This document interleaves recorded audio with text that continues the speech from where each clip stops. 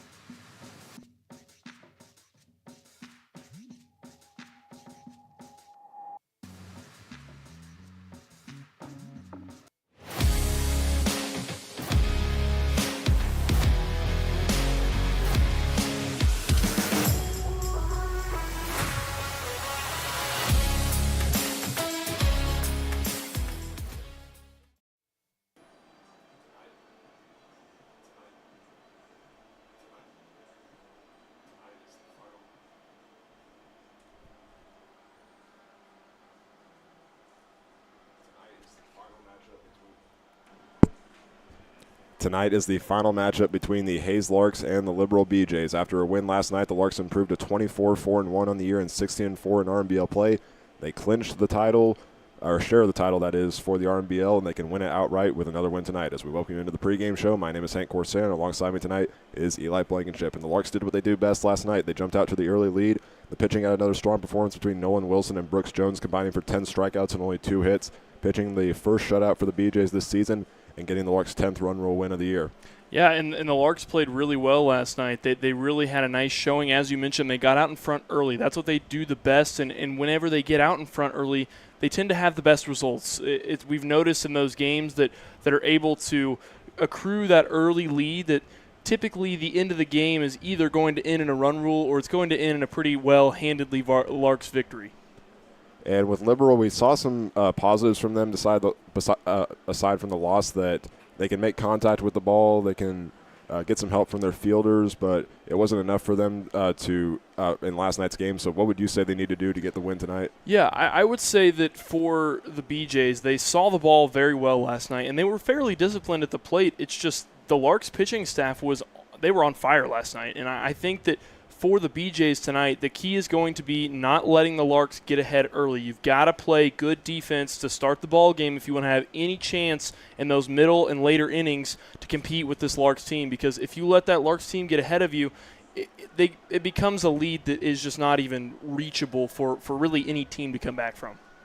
And we'll take another look at the RMBL standings. We are 5 days away from the Larks' regular season finale. They now have a 5-game lead on Dodge City, which for that reason they have earned the tie of the RMBL. But if they can get the win over Liberal tonight, they will win an outright title. Liberal fell down 1 spot, with Game Day moving up to 3rd with their 8-9 record. And to win the title this early on in the season would be a huge statement, especially because the Larks will have a target on their back, being the defending champs at the NBC World Series. But getting the title early definitely proves that they're a very competitive team, and they're going to be dangerous here in the next week. It certainly does, and I'm really excited to see how the Larks perform in the NBC World Series, where they're going to be facing some very talented programs at the NBC World Series. You have players that some of which are former MLB players. You get a very wide range of teams playing at the NBC World Series, and the Larks will certainly have some very worthy competition to face in Wichita. We are 5 minutes away from first pitch, and we'll have that for you when we come back.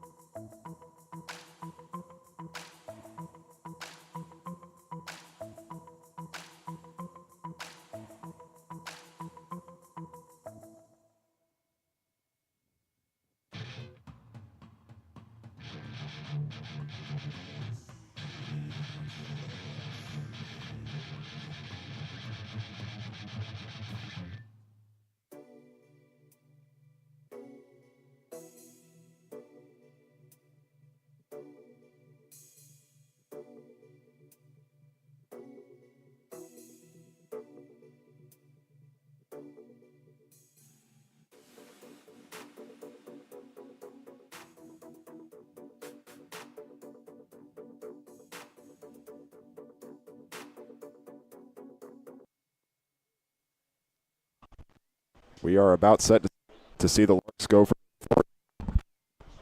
Excuse me, sorry for the technical difficulties, but we are about set to see the Larks go for their 4th title in the RMBL after winning the share last night.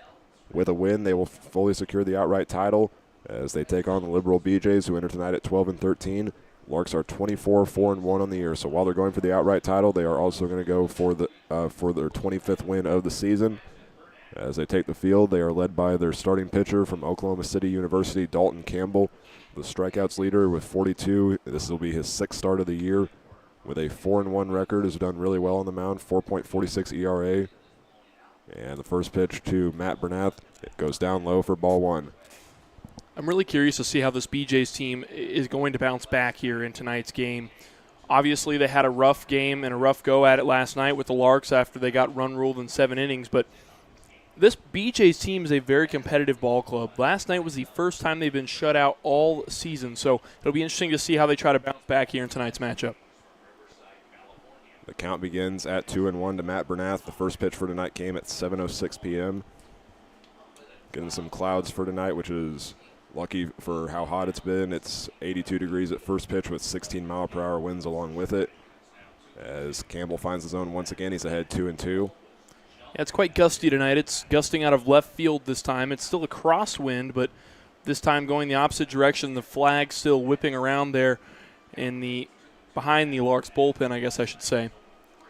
It was actually windier when we first got here. I think the wind's starting to die down just a little bit, but when we first got here, it was very windy. So I think the Larks are pretty thankful that it's died down a little bit.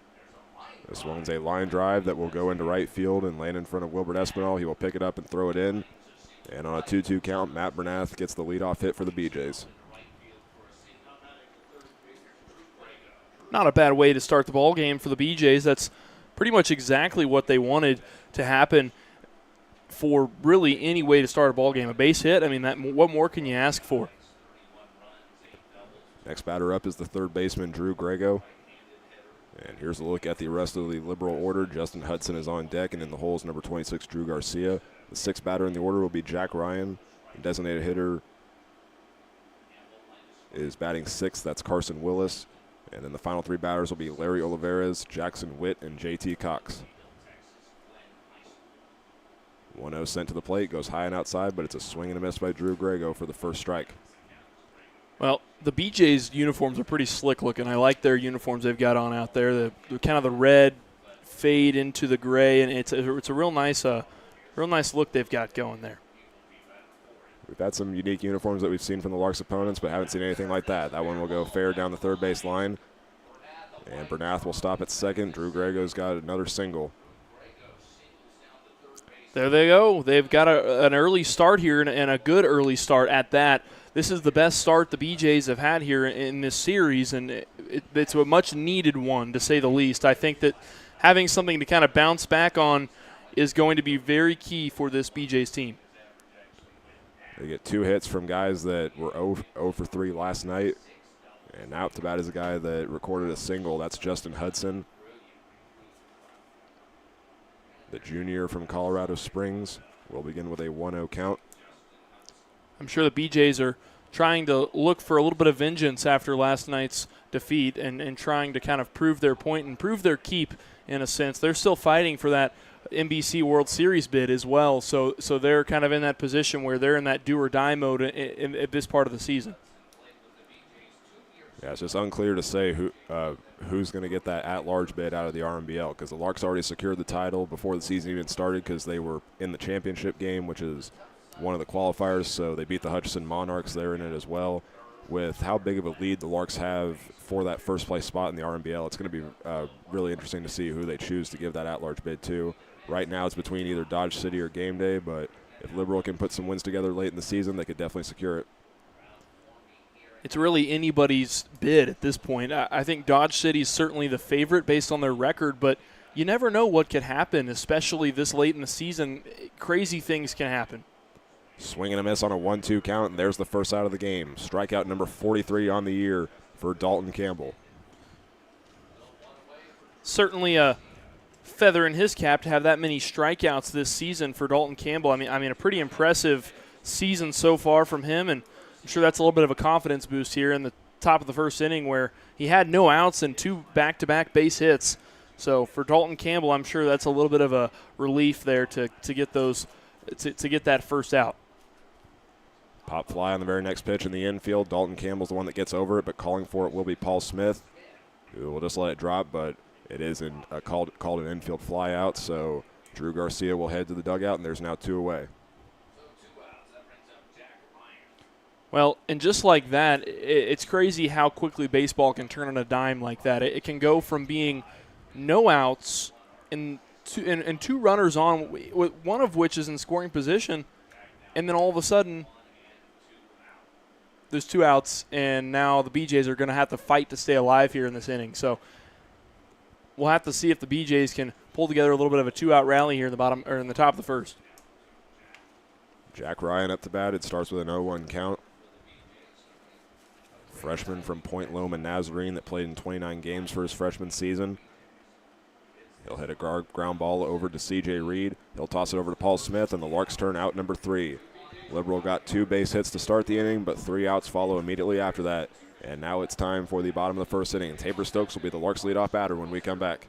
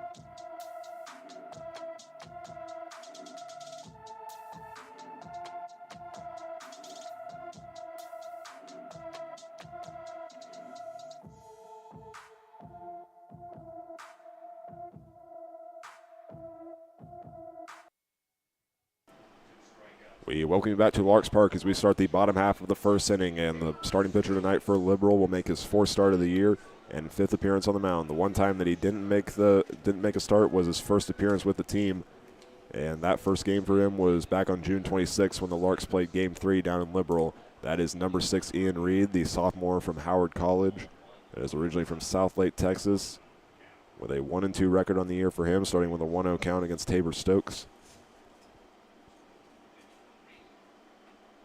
Next pitch goes inside, moving the count to 1-1. Here is the Larks order after Tabor Stokes. It's Lane Sparks, Jackson Babcock, Dylan LaRue, Thomas Lissy, Brady Kreitzer, Wilbert Espinal, Paul Smith, and C.J. Reed. Swing and a miss there by Stokes, moves the count to 1-2. He was 2 for 3 in last night's game, scored 3 runs in that game. Had an RBI and 2 singles as well to go along with it.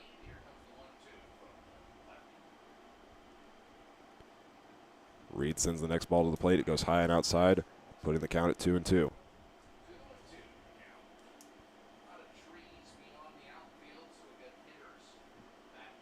So Stokes had 3 runs in last night's game. It's his 10th multi-run game.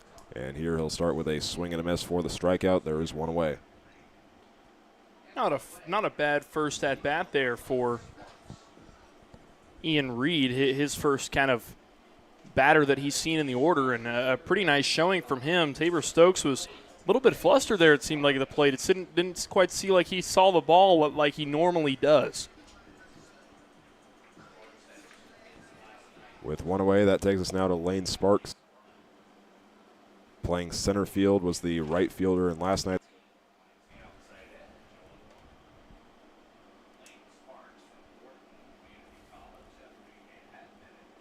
Sparks begins with an 0-1 count. Pitch gets sent to the plate and swings and misses. He's down 0-2. Here is Liberals' defensive alignment tonight. In left field is J.T. Cox. The center fielder is number 21, Jack Ryan. And Jackson Witt, the new Liberal BJ, will be in right field after playing catcher last night. After this pitch, we'll look at the infield. Reed gets his signal, delivers, and goes up high. It's another swing and a miss. And it's 2 strikeouts for him to start the game. Well, that's a nice way to start the game. If you're a Liberal BJ fan, I don't think you could really be upset with that. That's a pretty good looking couple batters there for Ian Reed. He really is pitching really well. I mean, he's forcing batters to swing at pitches that aren't even necessarily in the strike zone, and so he's challenging those batters to make decisions that they don't want to make. And for Ian Reed, I think that coming out and attacking these Larks batters is going to be the best possibility for him for the overall outcome of this game. We'll see if Jackson Babcock can keep the inning alive. In the designated hitter position tonight is Paul Smith will be playing first base. He moves to a 1-1 count as that one's called in the high outside corner. Here is Liberals infield. Drew Grego is playing third base. Over at first is number 24, Justin Hudson. Larry Olivares returns to second base, and number 3, Matt Bernath, is at shortstop. The catcher tonight is number 26, Drew Garcia. Tied count now to Babcock. 2 base hits for him in last night's game. He overall in the night finished with 3 RBIs. Half-hearted swing by him, and this one goes out towards the Larks dugout. The count is now 2-2. Yeah, kind of got jammed up on that particular pitch, and Ian Reed's thrown a few of those to the last couple batters where they get jammed up in the zone, and it's really difficult to get a barrel on that ball, much less a bat for that matter. And getting a bat on that ball can usually will result in a foul ball like you saw just there. 2-2 to the plate, and this one will go up high. Babcock ducks out of the way a little bit. It is a full count with 2 away.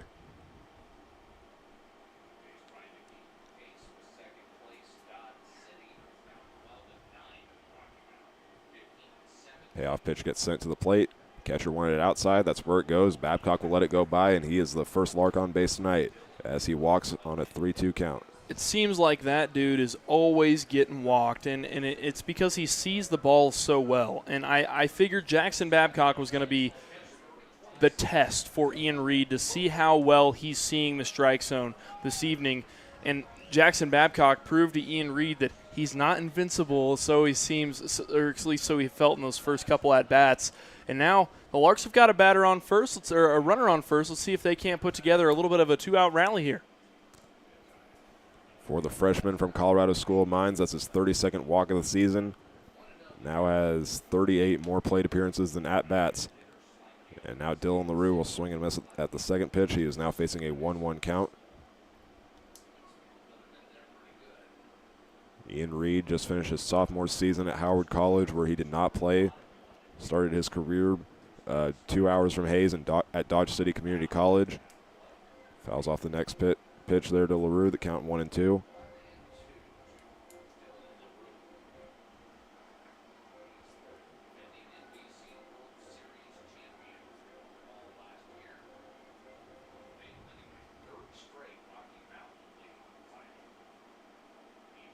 Catcher centers his glove. The pitch goes up high.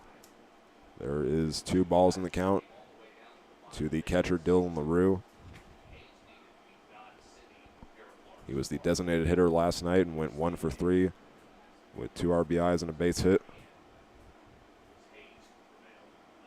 He'll put this one in play. It's going to roll foul, and the count will stay at 2-2.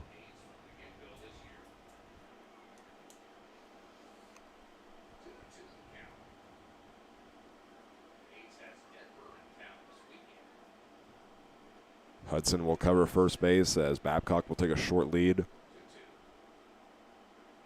And that one goes to the knees of LaRue, just missing. 2 straight batters with a full count for the Larks. Back-to-back full counts. We'll see if Ian Reed can get this one to pay off for him. Walked Babcock. We'll see if he... And a swing and a miss right there on the full count. All outside inning were strikeouts from Ian Reed. And now we go to the top of the second inning. Carson Willis, the designated hitter for Liberal, will lead things off when we come back.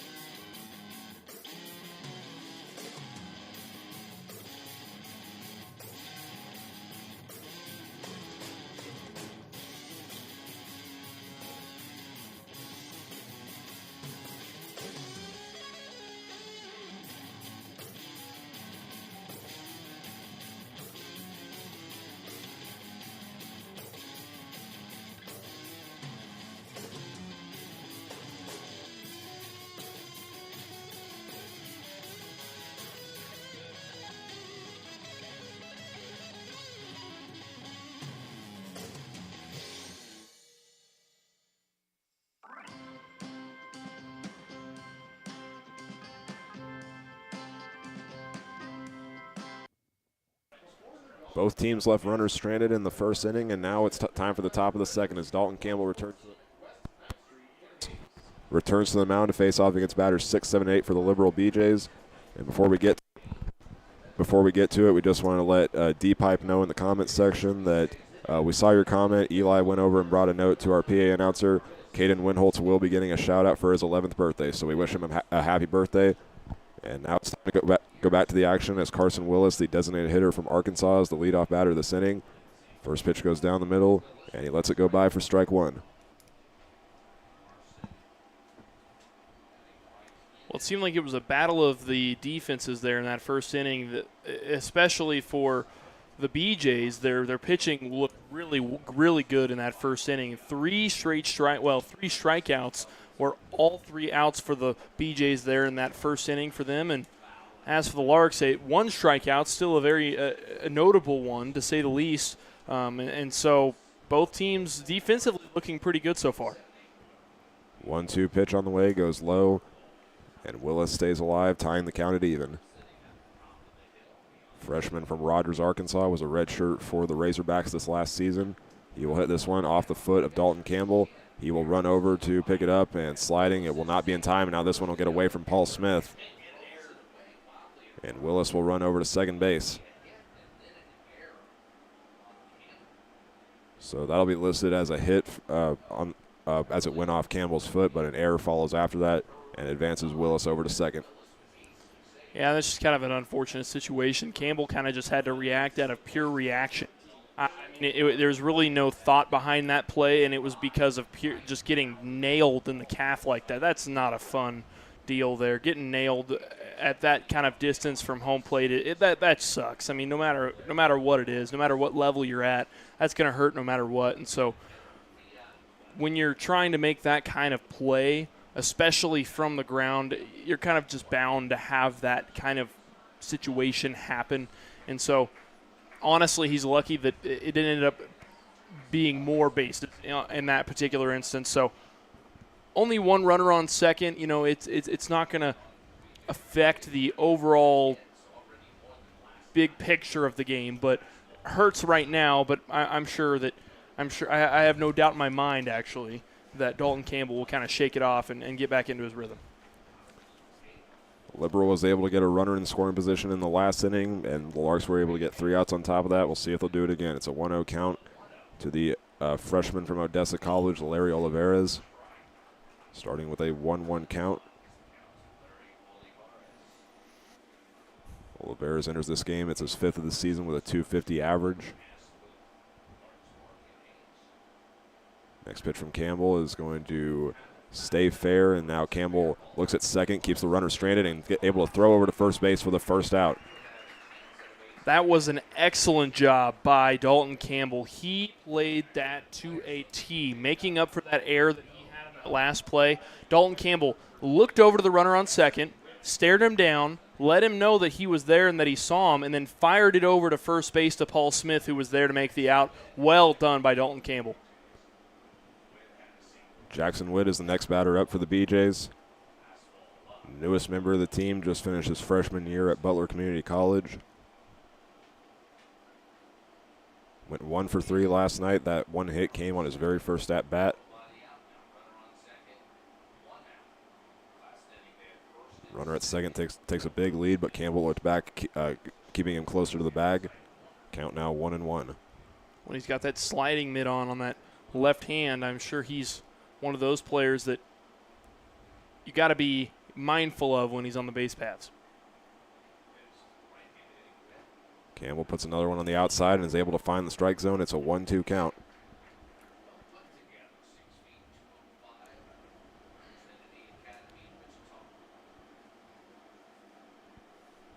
Campbell will look for his second strikeout, and he just misses up high. There is ball 2, making the count even. And he tried to sneak it in there on that outside corner, couldn't quite get it to go, and as you mentioned, it was just a hair high. I think if he would have brought that down by maybe a couple inches, it would have been in the strike zone. Runner takes a lead halfway down the base path. Campbell keeps him stranded by taking another look back. And Jackson Witt will face a full count. We're seeing Dalton Campbell take a similar approach to what Nolan Wilson did in last night's game, getting them on the outside and inside corners, either trying to get it in the strike zone or make Liberal reach for it. Payoff pitch is a half-hearted swing, and Campbell's got K number 2. A much needed out there with one runner in scoring position. That's always kind of not a super comfortable position for most pitchers, and so you want to do what you can to try and mitigate the amount of outs that the other team has to work with in that kind of situation, because a sacrifice fly theoretically could score a runner from second if the guy is fast enough. The final batter in the order is up for the BJs. That's JT Cox. He'll leave that one up high for ball 1. Well, he's got a big lead over there on second base. You'll have to watch him whenever Campbell starts to get set. He has a huge lead over there. Just got to watch Tabor Stokes because C.J. Reed's playing a little bit closer to the outfield.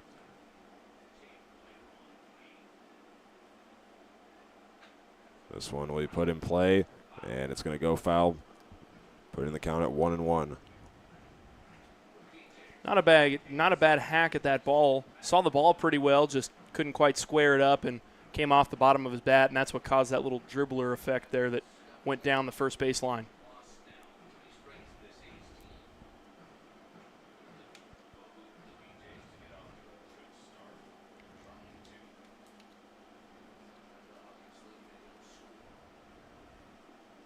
Top of Liberals' order is on deck. They're trying to avoid back-to-back innings where they get a runner in scoring position and 3 outs follow after that. JT Cox will now face a tied count. Freshman from Linden, California. One of a few liberal players that played college baseball at San Joaquin Delta. That one curves into the zone, and it's a 2-2 count.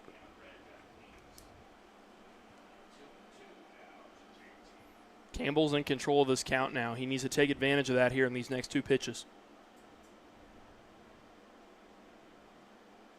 2-2 to the plate, and it goes down the middle. It's in the strike zone. There is out number 3. Leadoff hit by Carson Willis for the inning for the BJs. He gets on second through an error, and the Larks get a ground out and 2 strikeouts immediately after that to retire the side. We will be back for the bottom half of the second when we come back.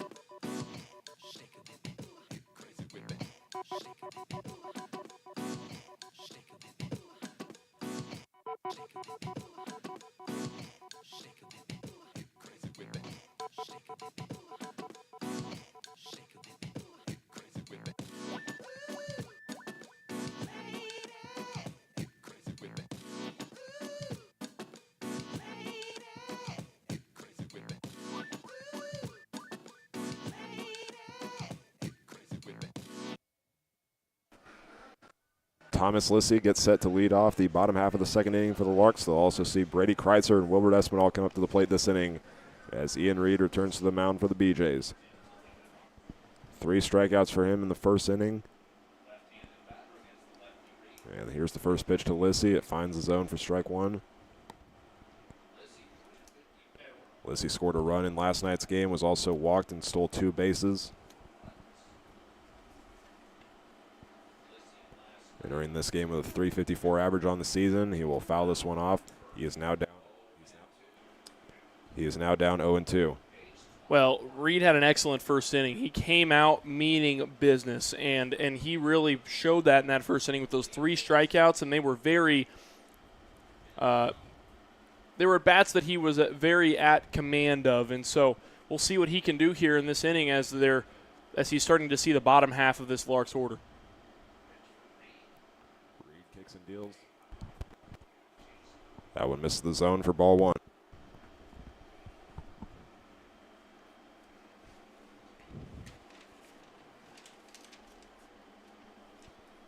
Catcher Garcia wants it low and outside. That's where it goes. Lissy takes a swing and misses. There is another strikeout for Liberal. There's one away. 4 strikeouts and 5 at-bats. I mean, that's impressive from Ian Reed so far to start this ball game. We'll see if he can keep it up. If he can keep this up, he has a very good-looking ball game ahead of him. Brady Kreitzer returns to the lineup tonight, was the courtesy runner for Lorenzo Rios with a run scored against the BJs last night.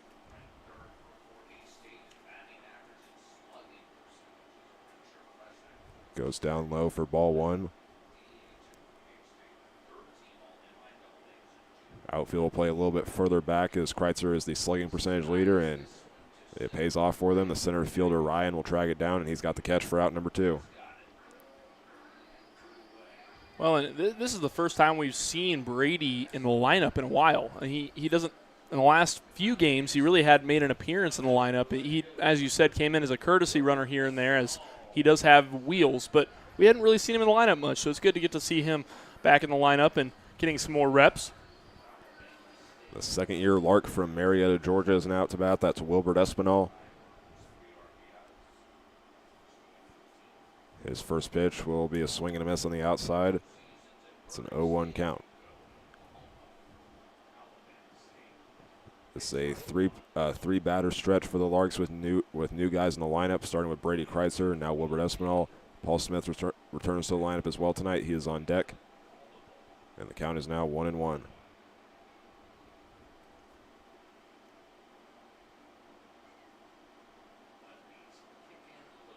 Next pitch finds the outside corner. 1-2 to Wilbert Espinal. And he's done a nice job at getting up early on batters in the count. Right now already leading 1-2 here on Espinal. Using the outside, he's throwing the sliders and the fastballs in that area. Looking for another strikeout. And that one misses up high. Garcia looked like he tried to frame it, but the count now tied at is even at 2-2. It was close, but it was definitely a smidge high. I think had he framed it up a little bit smoother, I think maybe the umpire would have gone for it, but not in that instance. Swing and a miss on a drop third strike. Garcia will toss the ball over to Hudson.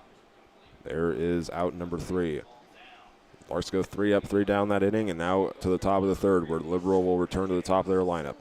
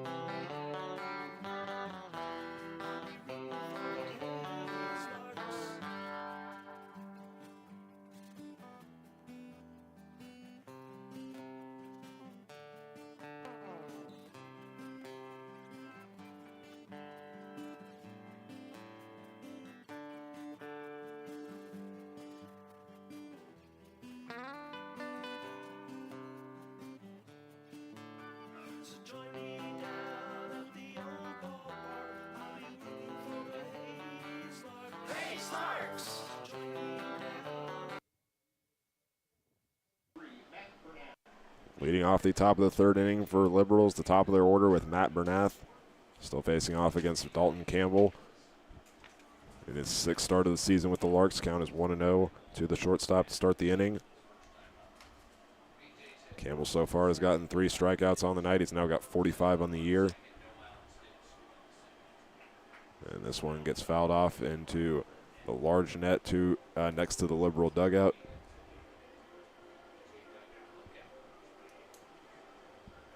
It is a 1-1 count to Bernath. Freshman from Riverside, California, that was an All-Pac West selection at Point Loma Nazarene. Count tied at 2-1. Drew Grego on deck, Justin Hudson in the hole. And that one misses high and inside. Almost clipped Bernath, but he will stay at the plate. 3-1 is the count. Bernath, a pretty young kid himself, just a freshman in college, and he's obviously an infielder, but he's fairly still inexperienced. But he's a pretty good ball player. He's averaging .325 so far on the season on 26 hits and 1 home run on 15 RBIs. So pretty solid ball player himself for this BJ's team. Swing and a miss low and inside. That's strikeout number 4 and 3 in a row for Dalton Campbell. 1 away in the top of the third. Dalton Campbell going on a little bit of a strikeout run himself after Ian Reed had quite a few in that first inning. Dalton Campbell's going to try to have a little strikeout inning of his own. Number 20, Drew Grego, is the next batter up. The high school senior from Papillion, Nebraska. Leaves the first one inside for ball one. It's always really neat to get to see some of these younger kids, even high school seniors, play at this level, because this is really up next is really what this is, kind of a preview of what their college career might look like. Drew Grego again will be playing in the Big Ten next season for the Nebraska Cornhuskers. Faces a 2-0 count, now a 3-0 as he leaves that one high and outside.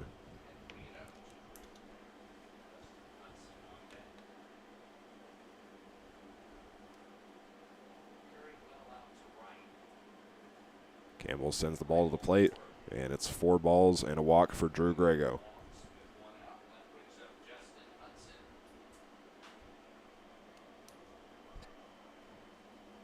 That'll bring up Justin Hudson, but before we get to that, Keith Harper's going to go to the mound, and we'll have a meeting with Dalton Campbell.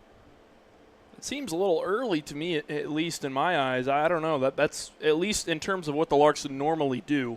It's certainly a little bit out of character, so I'm wondering if maybe he saw something that he wanted to make an adjustment on, that he was like, this is something we've been working on in practice. We got to get this nailed down, or I got to correct it while I'm seeing it. So it's very possible it's that one of those situations, but it's hard to tell, obviously from our perspective, what really is going on. But obviously, with it being as early as it is in the ball game, I don't expect the Larks to pull him anytime soon. I don't see anybody in the bullpen warming up right at the moment, but maybe more of just kind of calming him down and getting him to fall back right into his rhythm. Yeah, in last night's game, we saw Nolan Wilson pitch 5 innings in a game where the Larks held the BJs to 0 runs. So it'll be interesting to see how long they keep Campbell in. But, yeah, I don't expect them to take him out anytime soon, as long as it's a 0-0 game, or if the Larks can get their first runs in the next inning.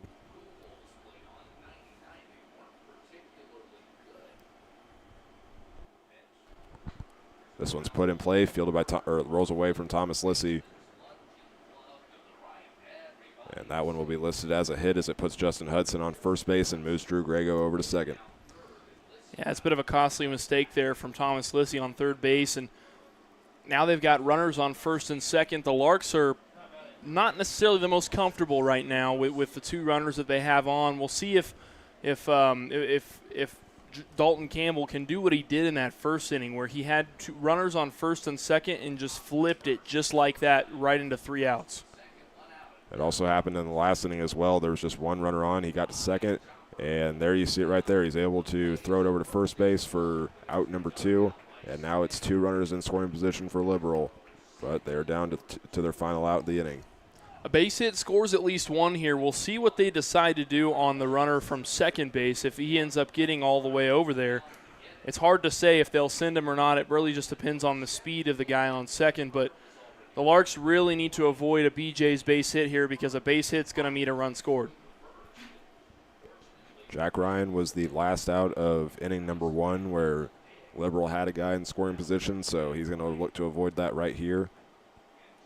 His last appearance was a ground out over to C.J. Reed, and it starts with an 0-1 count here in the top of the third. That was a good-looking first pitch of the count. Was able to find that outside corner and start off the count on a good note.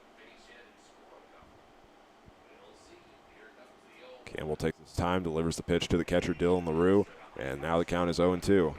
And this is where Dalton Campbell has so many options now. He's at an 0-2 count. The entire playbook, his arsenal of pitches, are completely open now. He can throw really whatever he wants right now, and he doesn't have to pitch inside the zone.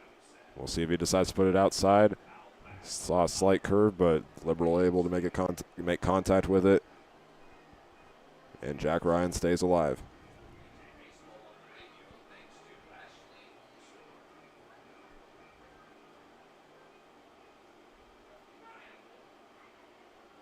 Oh, 2 on the way. And there's ball 1 as it misses up high. Jack Ryan, the freshman from Phoenix, Arizona, 276 batting average for him on the year. 24th game with the BJs. And the pitch is sent his way. It's a ground ball, and it's going to get in the gap between Stokes.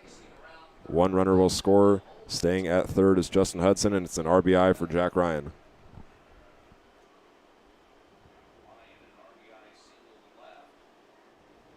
Well, that's the way to do it for the BJs. If they wanted to start this game anyway, it would have been with a run. They wanted to get on the scoreboard first after their performance from last night where they got shut out for the first time this season.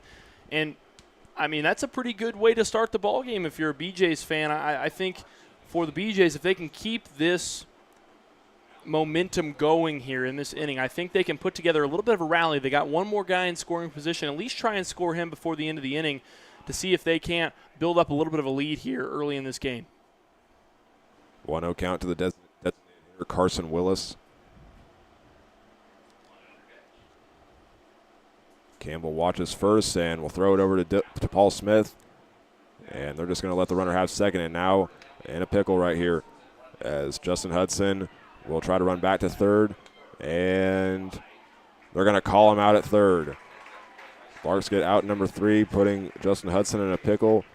But in that inning, Liberal does score their first run as Drew Grego is brought home on an RBI single from Jack Ryan. We will see how the Larks respond when we come back.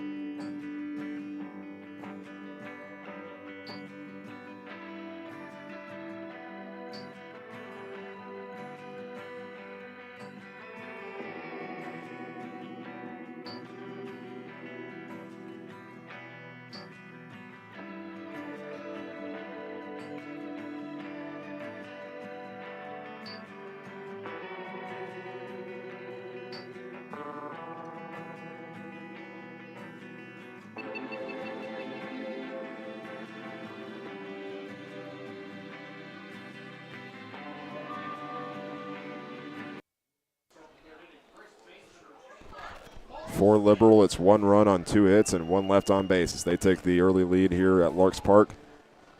8-9-1 is now up for the Larks as Paul Smith comes to the plate. First pitch on the outside will be called ball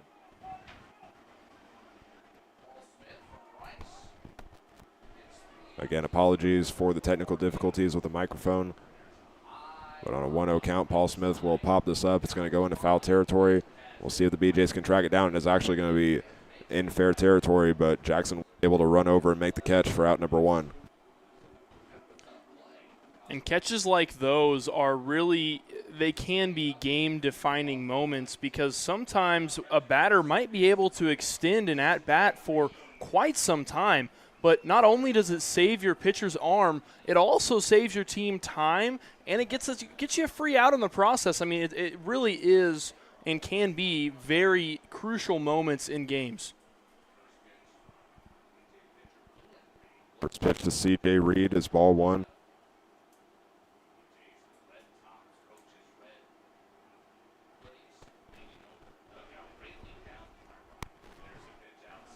And that one misses, moving the count to 2-0 against C.J. Reed. Got to talk to him at the end of last night's game.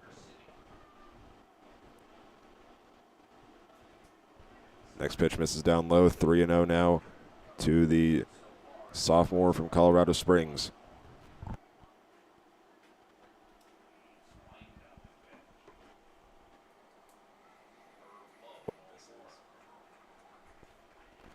And it's a 4-ball walk for C.J. Reed.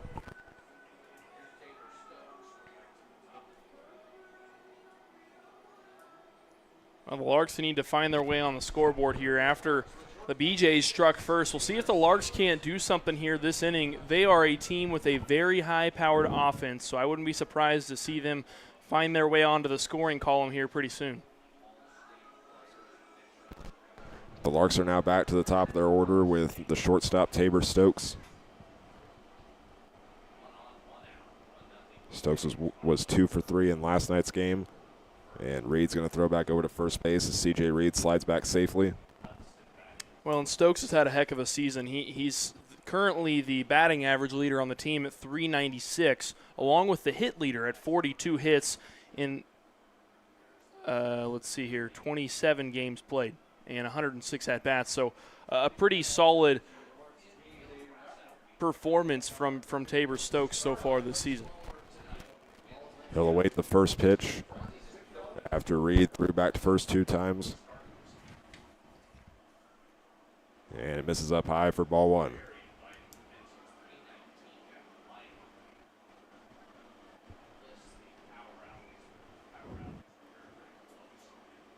Reed takes a short lead. Next pitch goes to the plate, and it's a swing and a miss for strike 1.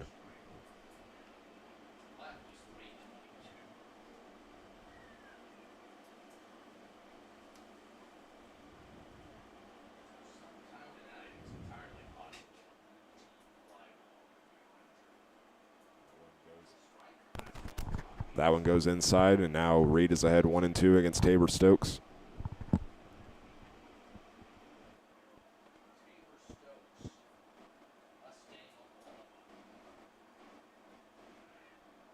Reed will throw it back to first base once again, and C.J. Reed slides back safely.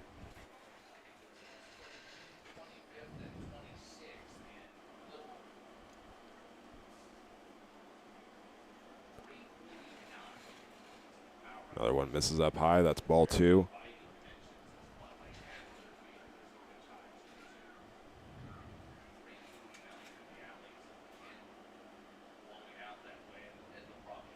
Stokes looking to get a hit right here. He's got 22 in his last 11 games. And he will now face a full count.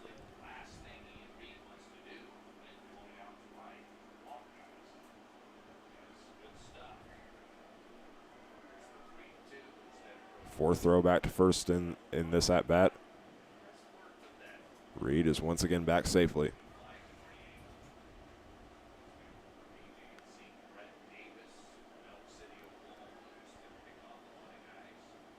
Ball goes to the plate, and it's swing and a miss, and there is another strikeout for the BJs. There is 2 away. That was a really important strikeout there for Ian Reed. That was a much-needed one, to say the least.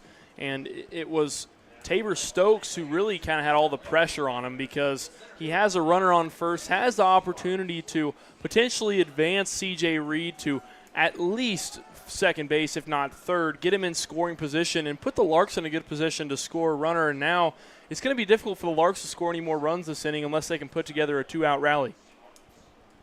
They will rely on Lane Sparks to keep the inning alive. 1-0 count to the Lamar commit.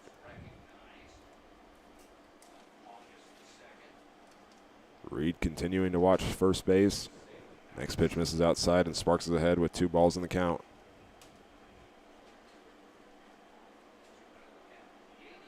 Reed has only stolen 4 bases this season, so it is a little interesting to see them throw back that many times to first base. But then again, the Larks did have quite a few stolen bases in last night's game, and Liberal's a team that is very successful at stopping guys from advancing that way. They've caught 14 guys this season, and their opponents are only successful about 78% of the time.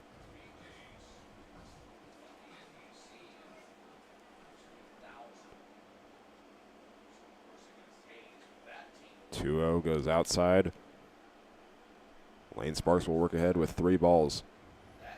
This is where Lane Sparks needs to kind of sit back a little bit here on this next pitch, see where it's going to go. Next pitch finds the strike zone on the high inside corner, moving the count to 3-1. Sparks still in control of this count. That one curves, and it just misses the zone. Larks will now have runners at first and second. that's the way to do it from Lane Sparks. That was a nice at-bat there for him. Although he didn't even make contact with the ball in that at-bat, it doesn't matter. He got on base. That's what matters for this Larks team right now when they're playing from behind. It's been all walks so far. Ian Reed doing a good job on the mound for Liberal. He will now face off against the designated hitter, Jackson Babcock, who was the first walk of the game on a full count back in the first inning.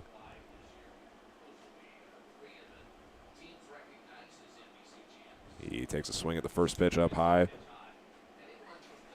0-1 count to the freshman from League City, Texas.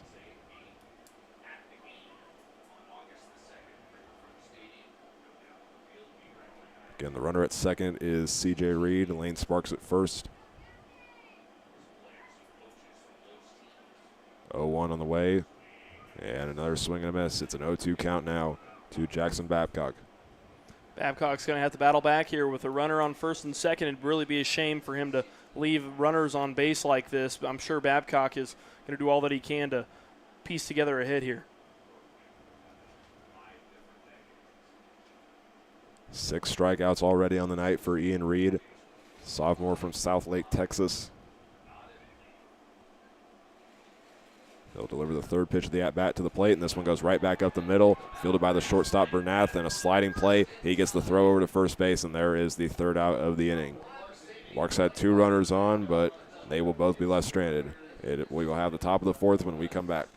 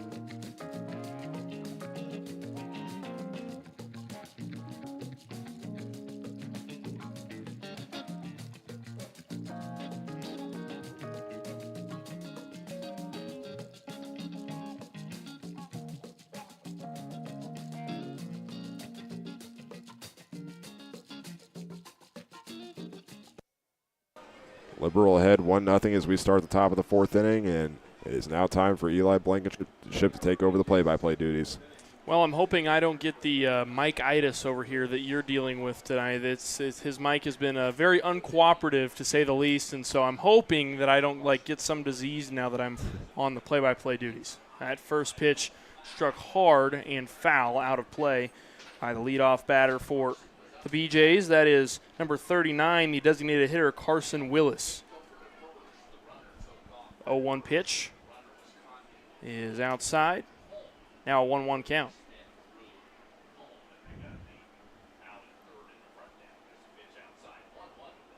Campbell upping the tempo a little bit here in this inning. Foul tip makes the count 1-2.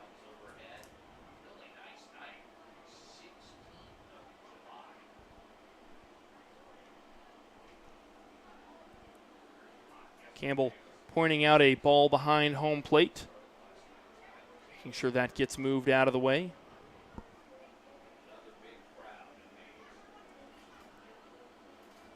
Campbell pitching out of a full windup here on the 1-2 pitch. Now the delivery. A check swing is pulled back by designated hitter Carson Willis. And the count will be now 2 apiece.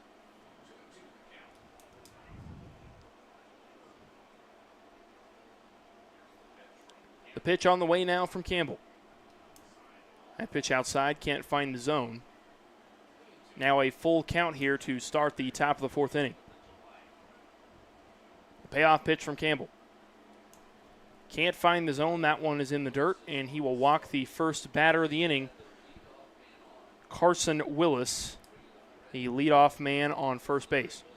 It's always a mystery how a team's going to respond to a big loss, and watching Liberal at the start of this game, it's clear that they've learned from their mistakes in last night's game. They're not chasing the ball; they're just letting it come to them and watching it closely as it goes around the zone, which was what led to the success for the Larks last night.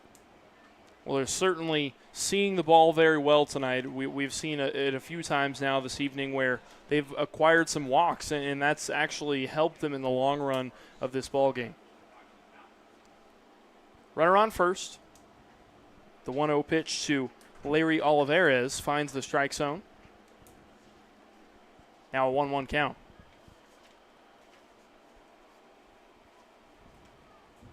Campbell looks to first base. Lifts his leg. Now the pitch. That one in there for strike two. A good-looking pitch from Dalton Campbell.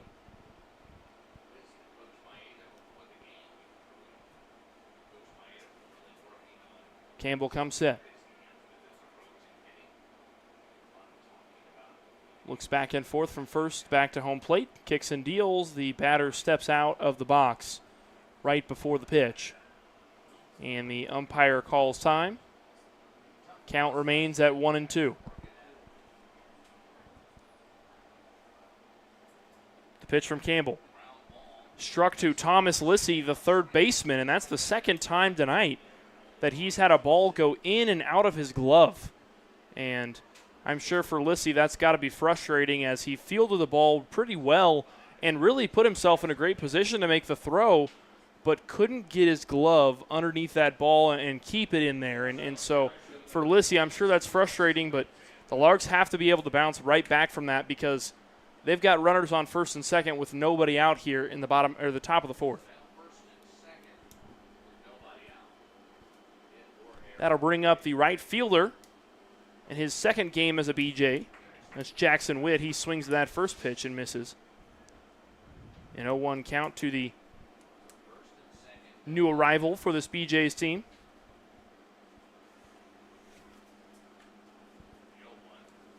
The 0-1 pitch is outside.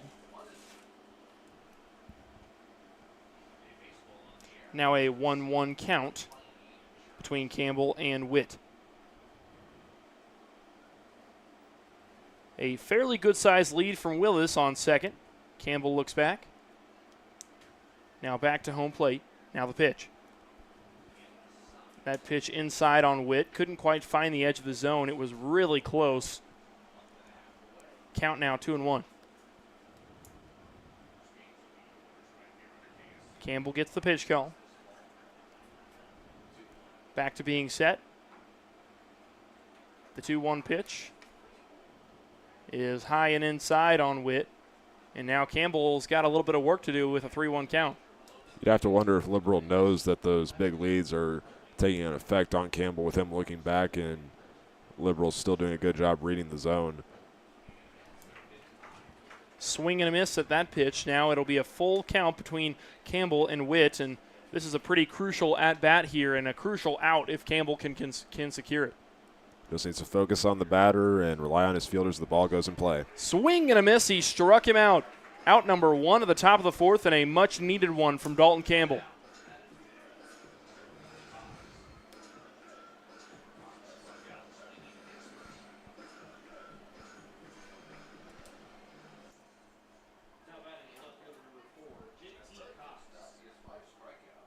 That brings up the bottom of the order for the BJs. That is J.T. Cox.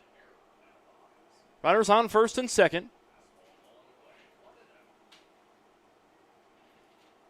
That first pitch outside, and now a 1-0 count on J.T. Cox.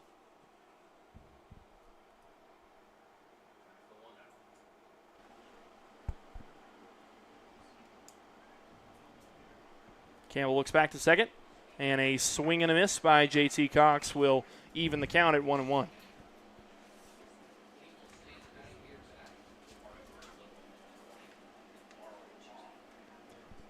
Cox, a freshman outfielder and native of Linden, California. Averaging .250 on the season. That 1-1 pitch in there for strike 2. Campbell now sitting pretty here at 1-2. A very favorable count in favor of Dalton Campbell. The 1-2 pitch is popped up and behind the press box back into the parking lot of Doom. We'll go, I would imagine, probably went out of the ballpark based on the height that that one had.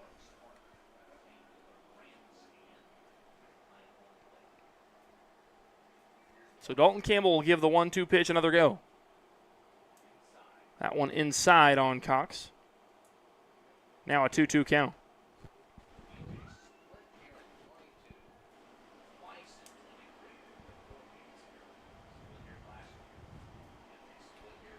Campbell comes set. Now the 2-2 pitch. Tried the same pitch once again, and inside on JT Cox. He's trying to just slip it into that outside edge of the zone, or the inside edge of the zone, I guess I should say. Wasn't successful that time. The payoff pitch from Campbell. That pitch hits JT Cox really hard in the back. Just nailed him right on the number 4, the blue number 4 on the back of his jersey, and so he'll take a trip down to first base, and that'll be the bases loaded here with the very top of the order up for the BJs, and this is a pretty dangerous position here for Dalton Campbell, and it looks like they've got somebody warming up in the Larks bullpen. That looks like number 39 for the Larks. But my eyesight is deceiving me as I have poor eyesight, and evidently there is no number 39 on the Larks roster. So believe that it's a 30 of some sort. So it rules out pretty much the entire roster except for 3. It's probably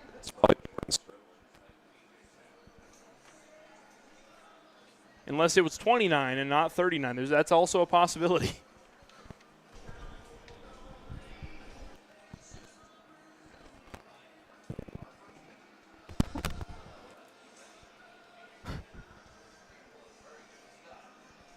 That is indeed Dalton Stribling. That is number 29 in the bullpen over there. So a mound meeting for Dalton Campbell to kind of ease his nerves for just a moment. Campbell will adjust his hat and step up onto the rubber. That brings up Matt Bernath, the shortstop for the BJs. The first pitch of the count is outside and high for ball 1. And with Bernath being 1 for 2 on the night, both of his appearances, he's been able to work the count a lot. So we'll see how Campbell approaches that. But then again, he can rely on his fielders for sure, dealing with the bases loaded. The Larks have dealt with some guys in the scoring position tonight. He just needs to focus on the plate.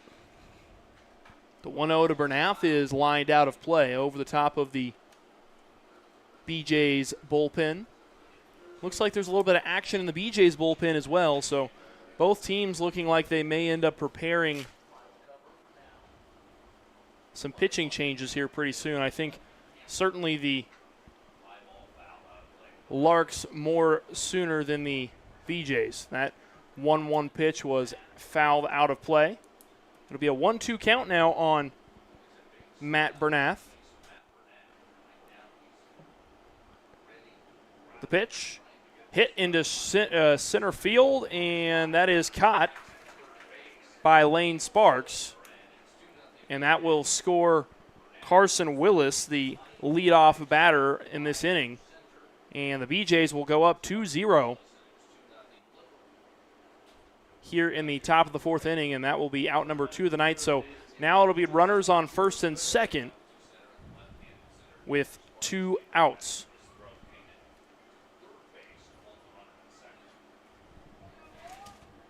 That'll bring up the third baseman, number 20, Drew Grego. And with Liberal building this lead early on, they're taking the same approach to the Larks' only other loss here at Larks Park this season that the Game Day Angels had, which is limiting the runs and chipping away to victory. And a pretty excellent catch there. He tracked it down real nicely. Was Wilbert Espinal backing up on that play, almost all the way to the warning track, was able to scoop that ball out of the air and end the inning. So it's 1 run for the BJs in that inning, and they'll lead it 2-0 as we go into the bottom of the 4th, as the Larks are going to see what they can do to strike back.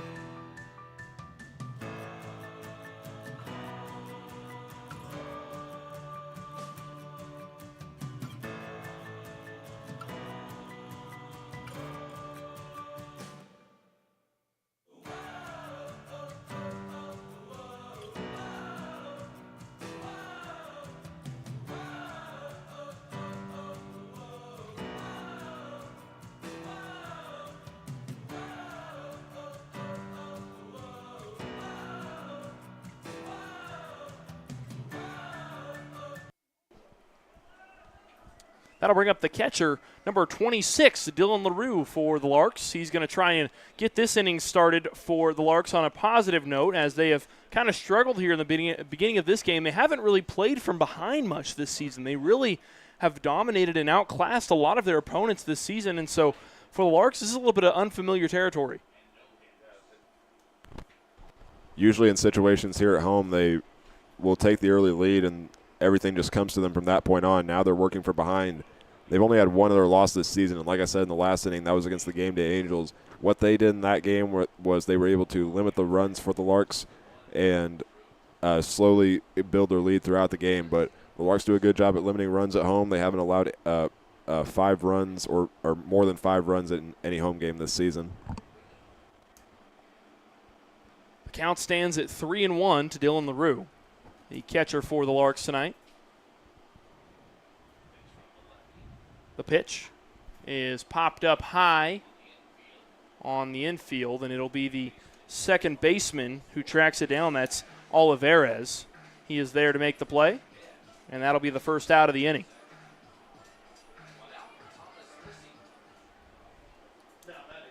One down here in the bottom of the 4th. Ian Reed has had quite a performance tonight for the BJs.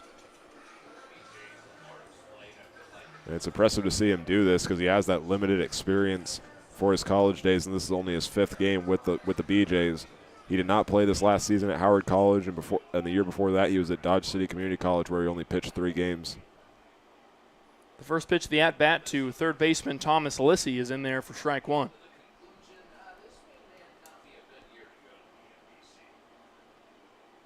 No balls and 1 strike to start the count here on Lissy. The pitch doesn't find the zone. It was Garcia trying to frame up the pitch there, and home plate umpire wasn't having it, so now a 1-1 count to Thomas Lissy.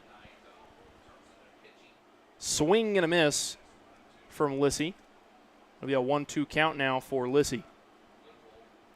Lissy will certainly have to battle back here to make his way back into this count.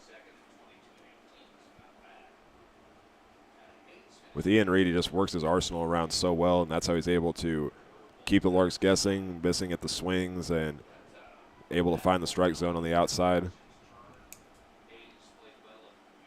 The 1-2 pitch was outside. Now the 2-2. That pitch hit hard and straight up the gut. It's a base hit for Thomas Lissy.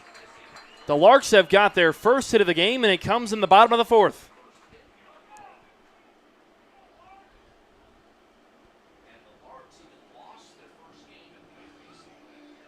The home crowd certainly enjoying that hit right there, as it's a pretty packed park tonight at Larks Park. The Larks faithful and the Hayes community really have come together this season and been able to turn out pretty well for this Larks ball club this season. Especially tonight, you got clouds, that equals more people in attendance. That is for sure. Not everybody gets a nice AC, filled press box like ourselves up here. We're kind of living in luxury, some would say, and so the fans get to tough it out there, and man, do they really show up.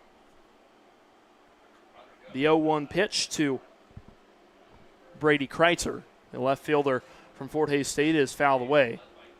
Thomas Lissy went ahead and went for the steal there on that play, and because it was fouled away, he'll have to return back to first. An 0-2 count now on Kreitzer, the Fort Hays State senior. Now the pitch from Reed. He'll throw over to first base, and Lissy will slide back in safely.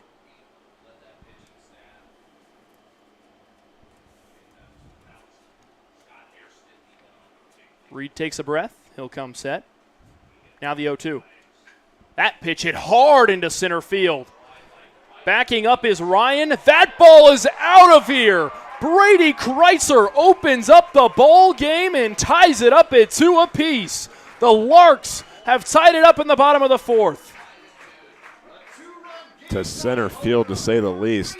Close to the 405 mark. Ryan kept tracking it back all the way, and the time he was at the wall, he just gave up and let it go over. That ball was a no-doubter. Coming off the bat, Brady Kreitzer, and that ball was absolutely crushed. And out to center field, almost 405 feet on that home run. That is a big boy home run from Brady Kreitzer, and he is going to be arguably the hero of the night for this Larks team if they can pull this game back together, as now we've got a tie ball game here at Larks Park in the bottom of the 4th.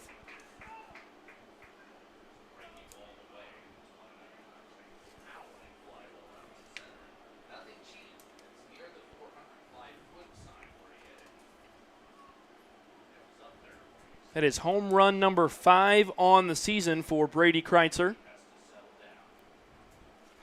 After not planning on playing the entire season with this Larks squad, and now he's been signed on for the rest of the year, so Kreitzer going to continue to play with the Larks for the remainder of this season. Espinal up to the plate right now for the Larks. He'll start out the count 3-0. Espinal, the right fielder.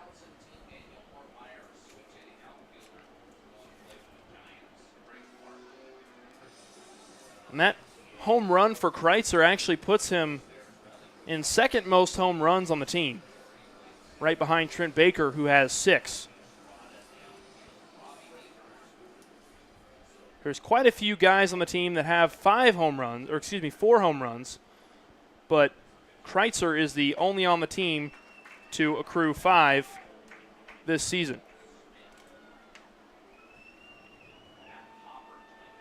So Dylan LaRue and Trent Baker are the two that are battling it out this season for the home run title for the Larks this season.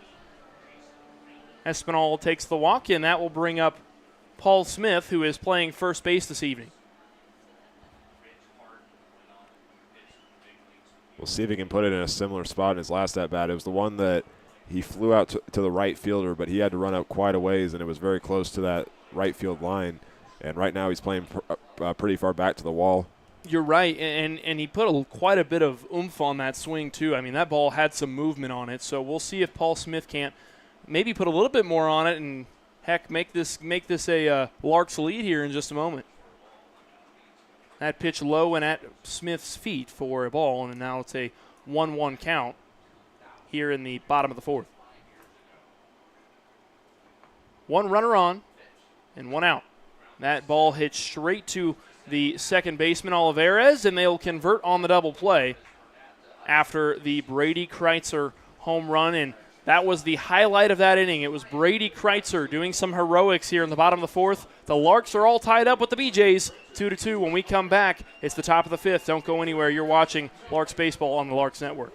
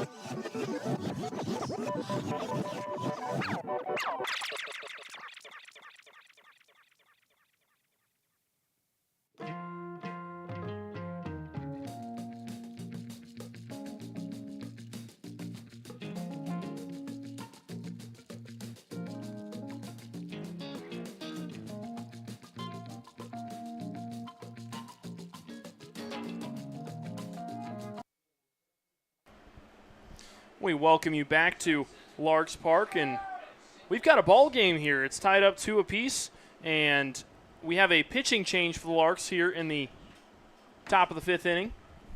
It is Jordan Stribling on the mound, the left-hander for the Larks, and Dalton Campbell will conclude his outing with 5 strikeouts on the night.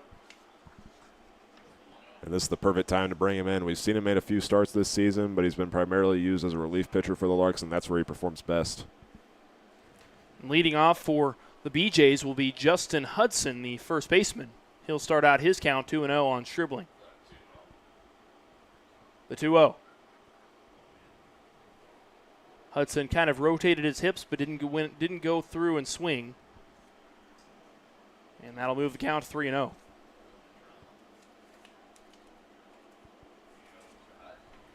The 3-0 pitch is in the dirt, and Hudson will take 4 straight balls to make his way down to first base. A base on balls to start the top of the 5th.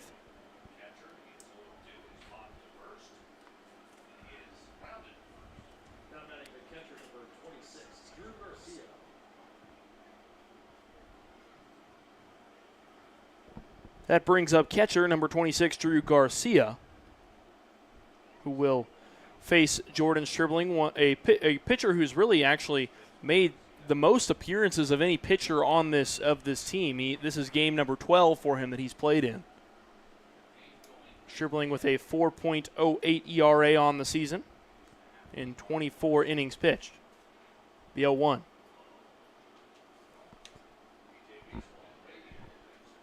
Garcia didn't bite on that one, and Stribling will have a little bit more work to do. Now the 1-1 pitch.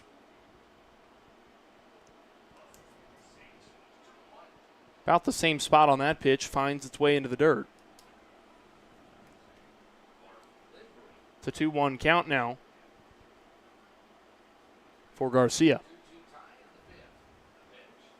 The pitch.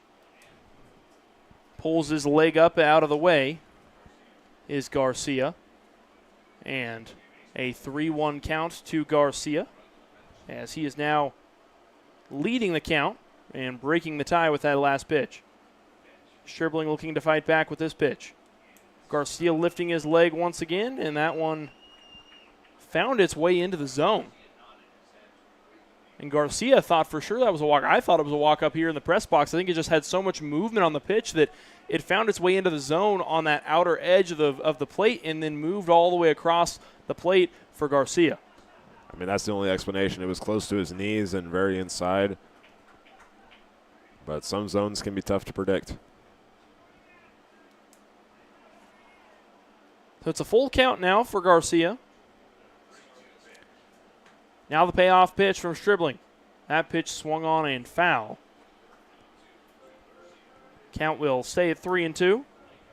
Still one runner on first. Larks are all tied up with the BJs here in the top of the fifth inning with a score of 2-2.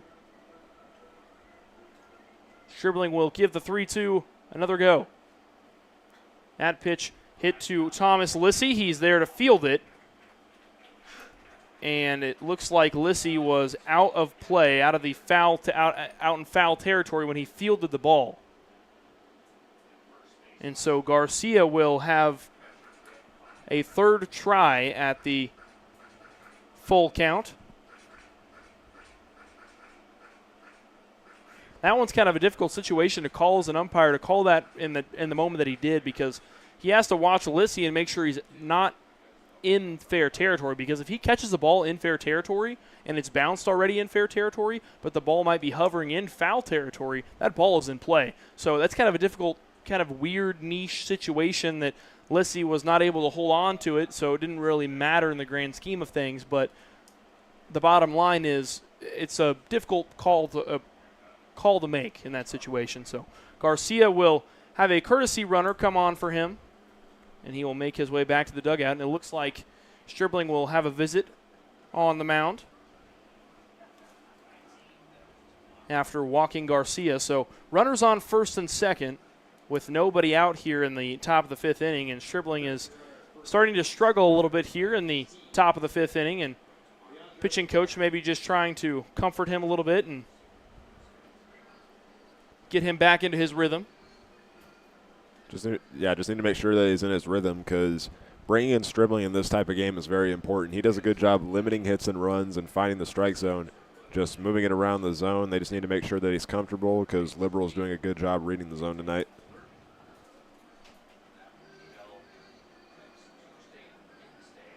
Stribling visibly a little bit stressed, but still trying to find his rhythm here in the top of the fifth inning, as he's only faced two batters. This is his third batter now up to the plate to face Stribling. That brings up Jack Ryan, the center fielder, wearing number 21 for the BJs. The first pitch to Ryan. Ryan tried to attempt to bunt there, and Stribling was able to get him on the sinker. That pitch really started so high in the zone and just dropped immediately right as he got to the plate, and it made it so difficult for Ryan to get a bat on that ball.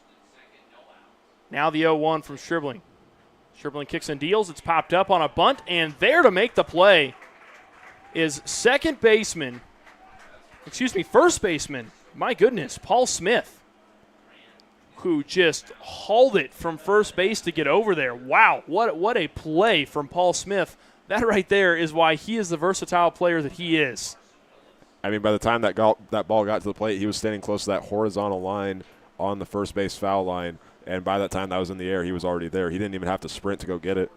I blinked and I missed it for Smith, and so it was great judgment there and good baseball knowledge and game awareness to be able to make that sort of decision, to cheat all the way up there and be able to be there to make that play. I mean, just at the blink of an eye, he's there, and a very good decision from Smith in that certain circumstance. One out, runners on first and second. It's Carson Willis, the first run of the evening for the BJs, up to bat. He's hitting in the designated hitter position tonight.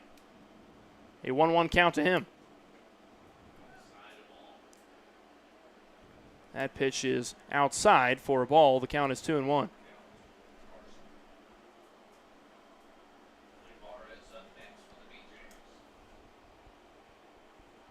Stribling takes a look back to second. Kicks and deals. That pitch hit hard right in between the shortstop and third baseman, and it's hit into left field. There to make the play is Brady Kreitzer, who has to fire it on in to Lissy. And now it's the bases loaded, a single for Carson Willis, the designated hitter. And we're at a crucial point of this inning for Stribling. This is certainly a make-or-break moment for him. There is someone warming up in the Larks bullpen.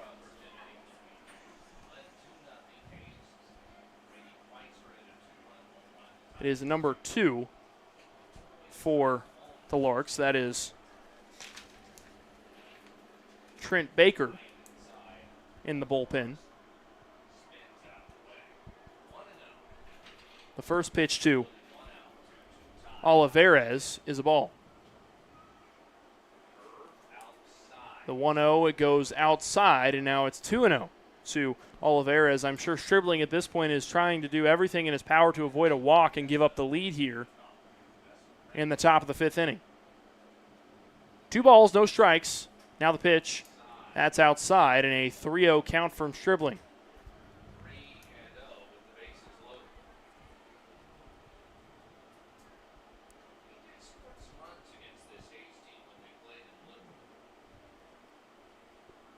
Now the 3-0 pitch from Stribling. That pitch finds the zone. It's right up the gut. Olivares left that one over the plate. So now it's a 3-1 count. And Stribling still not in his comfort zone by any means with the bases loaded here. Kicking and dealing, and he'll walk Olivares. So that will force the runner on third to make his way back home. And the bases are still loaded, still 1 out. And now the BJs lead at 3-2.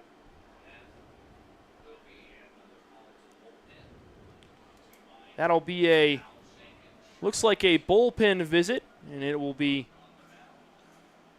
I believe that is Trent Baker coming out of the mound. So while he's out warming up, we're going to give you guys the trivia question for today. Hank, take it away.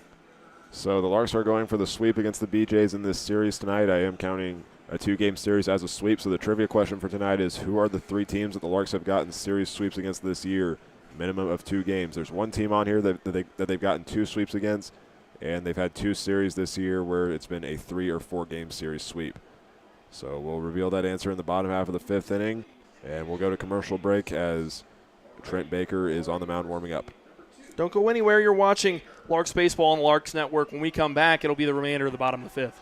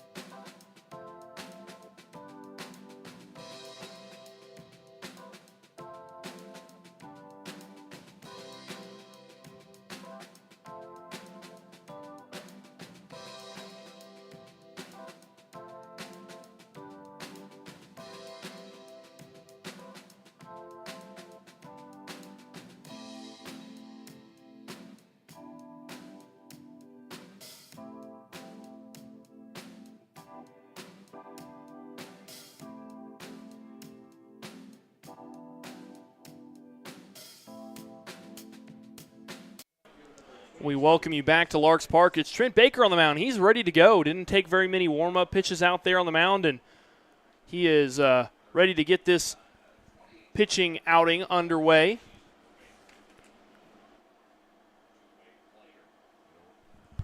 Baker has pitched in 8 games so far this season. This will be game number 9. The first pitch is coming in there for a ball. Baker, a two-way player, is someone who plays really all over the field. He can really play just about anywhere on the field, including the pitching position that he's playing right now. Second pitch of the at-bat is in there for a ball. And he comes in after only a 2/3 innings pitch there from Jordan Stribling, and it's only a 1-run game. But the reason that the Larks are able to make this change is because of what they did in last night's game. They were able to save arms. They got the run rule, and they can do what they can to get the win. Oh, my goodness. Oh, my goodness. That's all I have to say about that play. Oh, my goodness. Wow.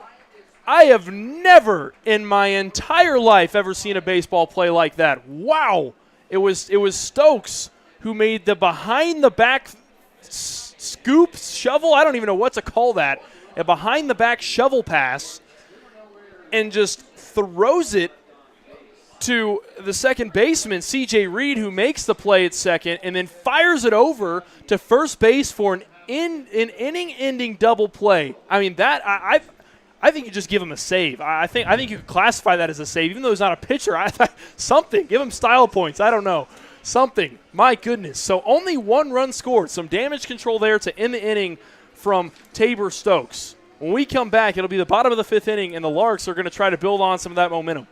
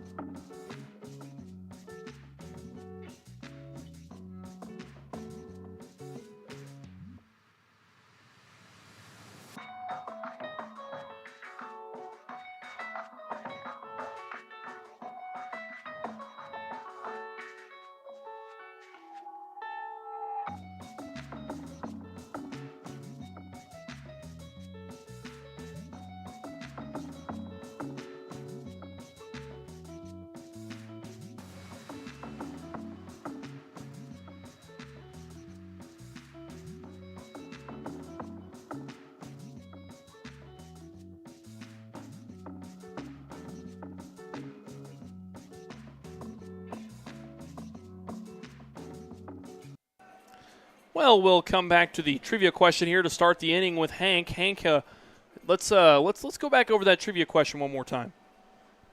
Just the question? Well, you choose. You're the one in charge of the trivia question. I'll let you run the show here for a second. We'll reveal the answer at the end of the inning. So the question is then again, who are the 3 teams that the Larks have gotten series sweeps against this year? Minimum of 2 games back-to-back. All right, so we will, as Hank said, reveal that at the end of the inning. C.J. Reed skies one into deep right field. That ball is out of here. That ball was crushed, and it's the second home run of the night for the Larks and the second game-tying home run of the night for the Larks. It is a 3-3 ball game here in the bottom of the 5th inning. C.J. Reed taking it to the house. So you're a part of a highlight play to end the inning, and then you started off like that. It's the Blankenship magic. I'm convinced there's no other logical explanation for it. I don't know what it is. We'll have to see. I saw some Hank Corsair magic in that last game that we had. So we'll see if maybe we get some Corsair magic later in the game. I'm hopeful.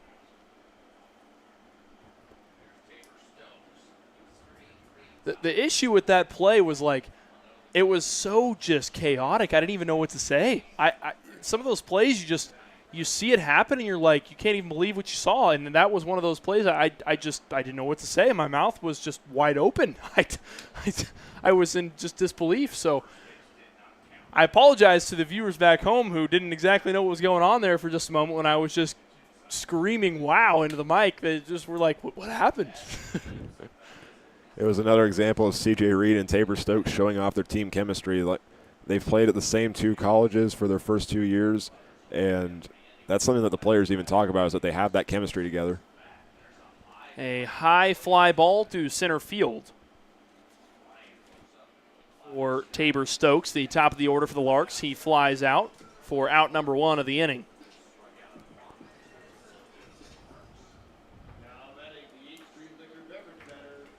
And that will bring up the 8th Street Liquor Beverage batter, Lane Sparks, the center fielder for the Hayes Larks, wearing the blue number 8 on the back of his white uniform.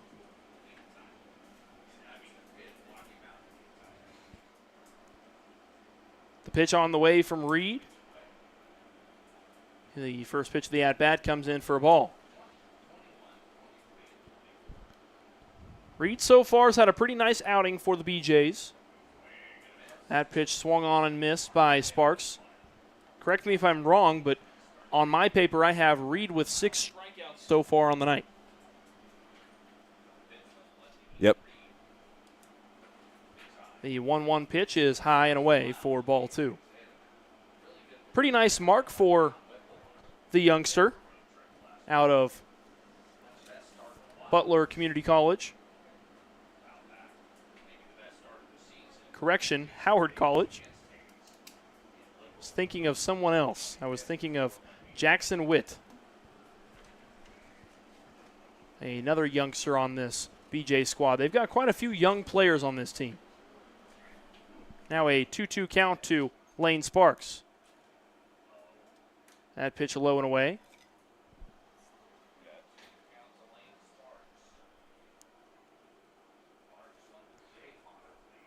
Hank has recognized that there is a net in your guys' view, so he's going to go take care of that. That pitch hit straight up the gut for Lane Sparks. And the home crowd is pretty happy about that one as the 8th Street Liquor Beverage batter comes through for him with a base hit and a discounted drinks for the entirety of Larks Park. And a nice little single there for Lane Sparks to get some ducks on the pond for the Larks. Still 1 out, 1 runner on here in the bottom of the 5th inning. And Hank, I don't know if you had a better view of that than I did when you were walking down the stairs. What did you see on that play? I mean, he pretty much almost nailed the pitcher in that play. I mean, right up the gut. Well, that was a loud crack off the bat is all I'll really say. Another hit for the Larks, so they're starting to get the bats going here. That is hit number 5 of the night for the Hayes Larks. That one came from number 5, Jackson Babcock, who's hitting in the designated hitter position.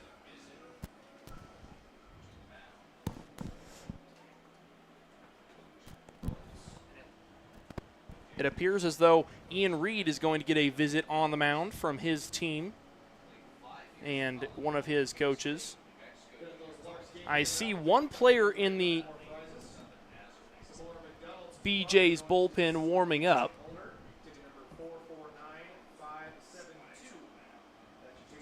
It's looking like, I think that's Braden Whipple, the redshirt freshman from Seward County. yeah, that's kind of what I was gathering too, from what I could tell. Wouldn't surprise me if we see him tonight. He's one of their top pitchers, strikeout leader. He has background in Liberal playing for Seward County, and he can come in and make big-time plays for them at the mound. Well, especially with this BJ's team that's trying to avoid the series sweep here.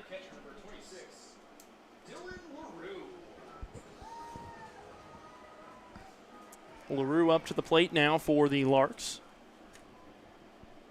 The catcher, he's taking on the catching duties tonight. That first pitch swung on and missed by the Lark wearing number 27.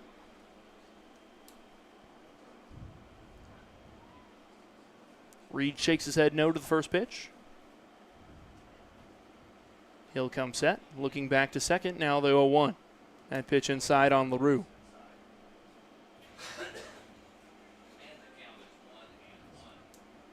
It looks to me like Lane Sparks has got a pretty good lead off of second base over there.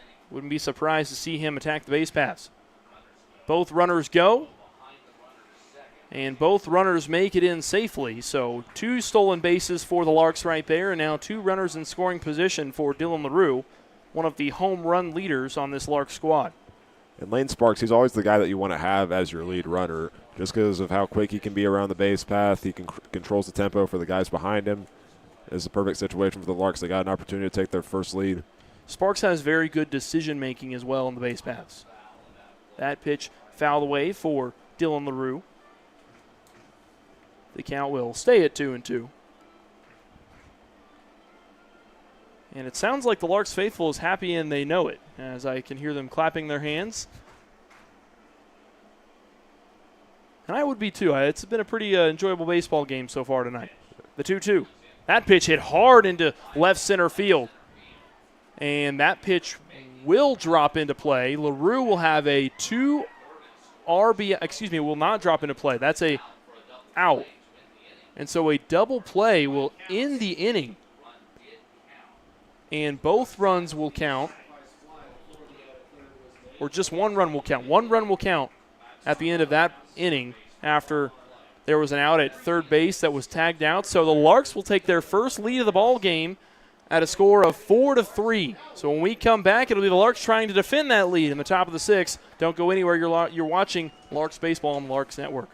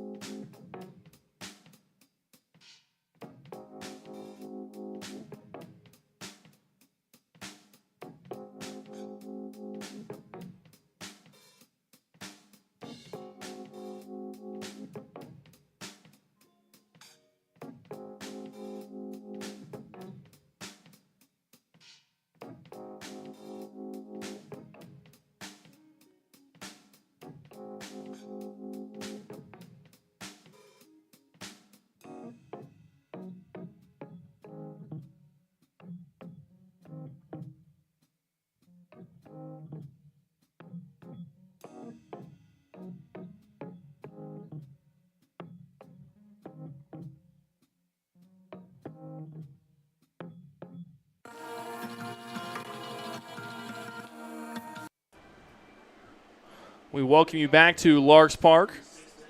The Larks taking their first lead of the ball game, and we missed the trivia question there at the end of the 5th, so I'm going to have Hank go ahead and just reveal it here in the top of the 6th. Hank, take it away. So again, the question was, who are the 3 teams that the Larks have gotten series sweeps against this year with a minimum of 2 games? So the 3 answers that anybody could have said are the Colorado Rough Riders, Denver Cougars, and Game Day Angels. The Larks have 2-game series sweeps against the Rough Riders and the Angels, and they also have another sweep against the Rough Riders and one other against the Cougars. Well, thank you, Hank, for our trivia question here this evening.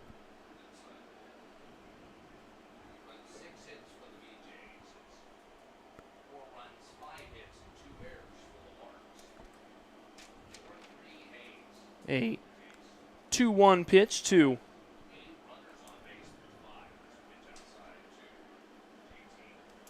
JT Cox, the bottom of the order for the Liberal BJs. And pitch out of the zone, and now it'll be a 3-1 pitch on the way from Trent Baker. JT will take ball number 4 and make his way down to first base. It'll be a base on balls to start the inning from Trent Baker. That'll bring up the top of the order for the BJs. It's Matt Bernath, the shortstop, with the blue number 3 on his back.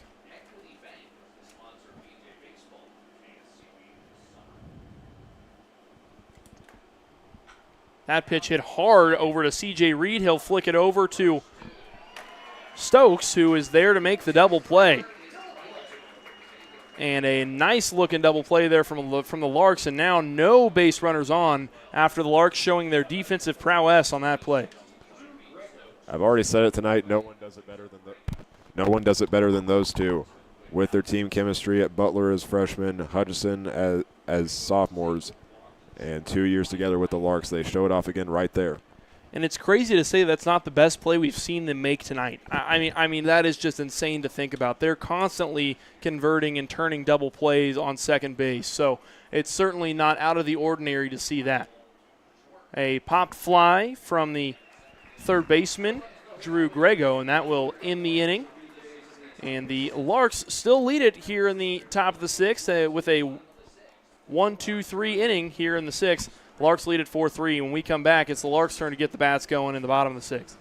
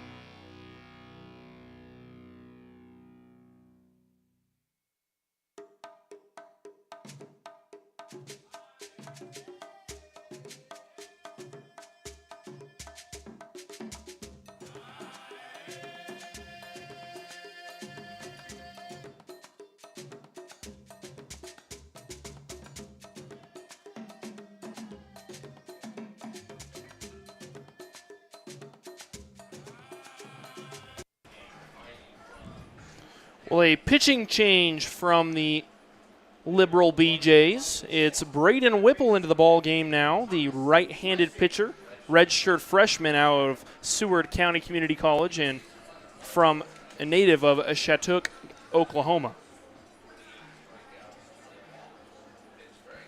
And they make that change after a strong performance by Ian Reed. He had a strong start, but the problem is the Larks have scored all the runs in the last 2 innings. So once they get on that roll, it's hard to stop them.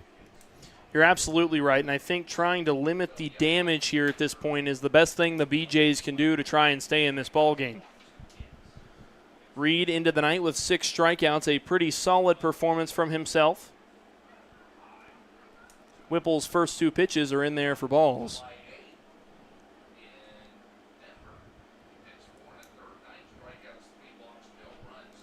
And so it's a 2-0 count for Thomas Lissy. The pitch to the third baseman. That pitch in the dirt for ball 3.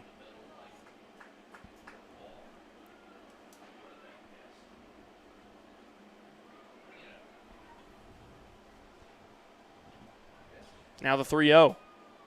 That pitch inside. Lissy will take his base. It'll be a base on balls for Thomas Lissy.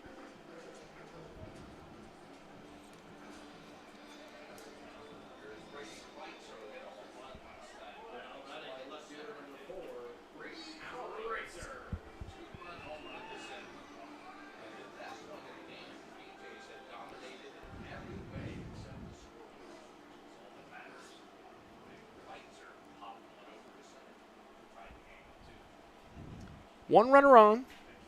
Brady Kreitzer, the Fort Hays State senior and left fielder, up to the plate now.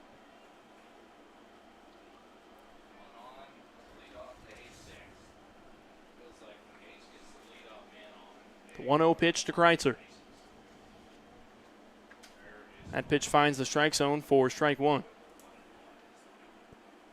Kreitzer currently leading the team in slugging percentage at .723. He will throw some sort of guard away to the on-deck batter. That is Espinal that is over there in the hole. That pitch swung on and missed from Kreitzer. And now it's a 1-2 count to Brady Kreitzer. He'll have to battle back here. And you mentioned with him being the leader in slugging percentage, while he has the most experience with the Larks as a senior, he's used to playing on this field. He had a lot of great years at Fort Hays State and was a strong player in his high school days at TMP. Kreitzer takes strike 3 looking from Braden Whipple, so that'll be strikeout number 1 of the day for Braden Whipple. That brings up number 33, Wilbert Espinal, the right fielder. Alabama State junior and native of Marietta, Georgia.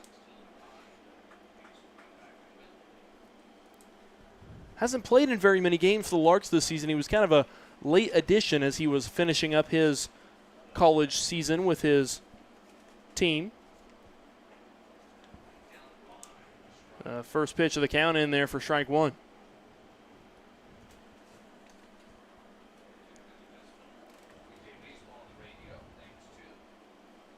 Now the 0-1 from Whipple. That pitch hit hard right up the gut, and it's going to hit Whipple right in the ankle. Oh, my. So Whipple will have to walk it off. And Espinal will reach on a single. And so Whipple appeared to have waved his coach off, and his coach will continue to come out on the mound to check on him at the very least. And the infield umpire also there to check on the pitcher. Pitcher will throw a couple warm-up pitches here to try to walk that off a little bit.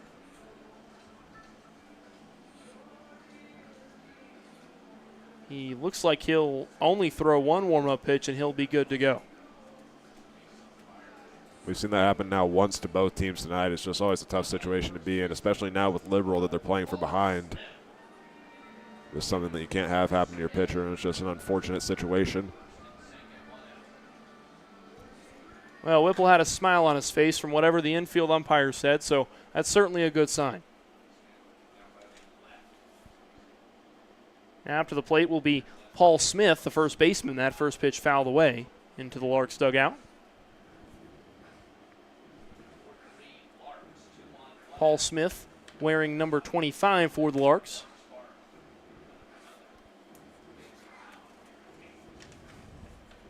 Batting in that 8-hole slot for the Larks. The Larks have a chance to get back to the top of the order here in this inning if Paul Smith can reach base.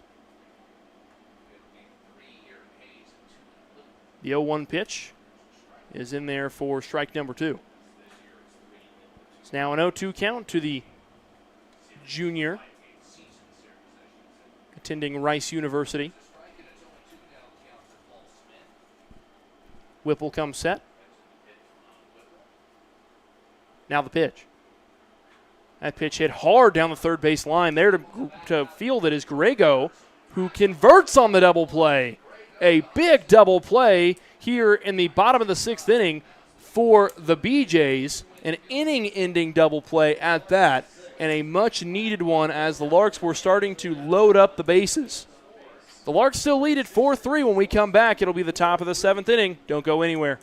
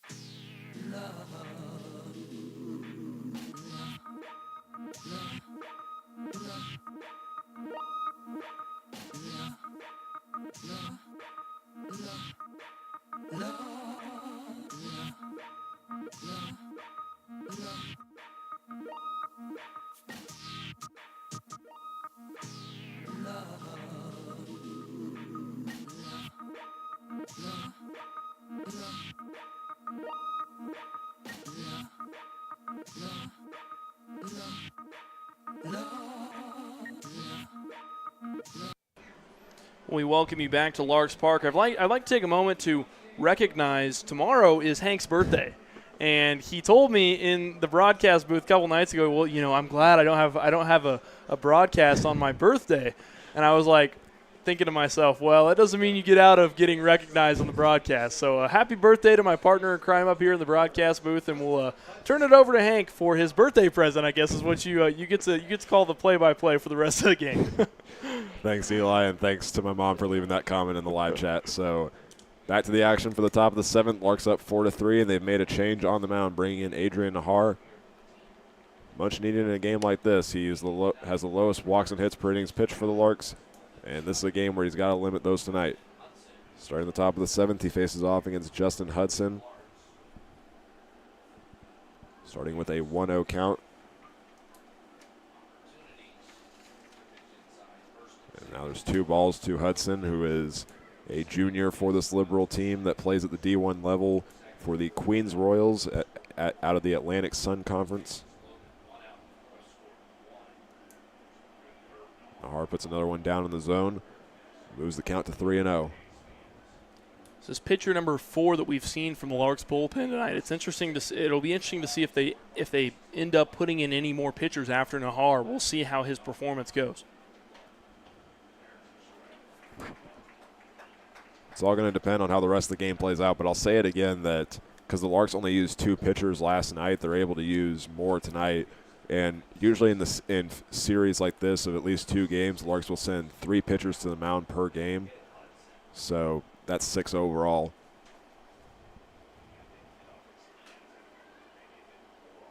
Well, and you're exactly right because they, like you said, they only used the 2 pitchers last night, so it freed things up in the bullpen is the way I would phrase it, and especially because they have a rest day tomorrow. They'll have a rest day before taking on Dodge City at home, and so it'll be interesting to kind of see what they do here for the remainder of this game.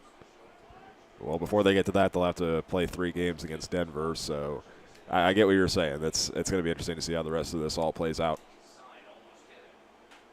And again, another Liberal batter had to dodge out of the way. That is Drew Garcia, who is up to bat now, his 4th appearance at the plate tonight. 0 for 2 with a walk for him tonight. 1-0 count on the way from Nahar. Catches the high inside corner of the plate for strike 1. Last time we saw Nahar here at Larks Park, he had a great performance. Hank went on field and did an interview with Nahar because of his just incredible pitching performance the last time he was here at Larks Park. So it'll be interesting to see how he kind of tries to build off that last performance that he had. I'll put another one up high, more centered. It misses the zone and ties the count up.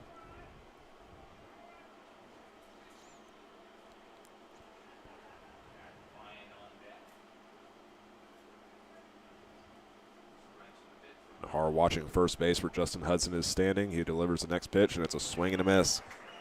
2 strikes in the count to Drew Garcia.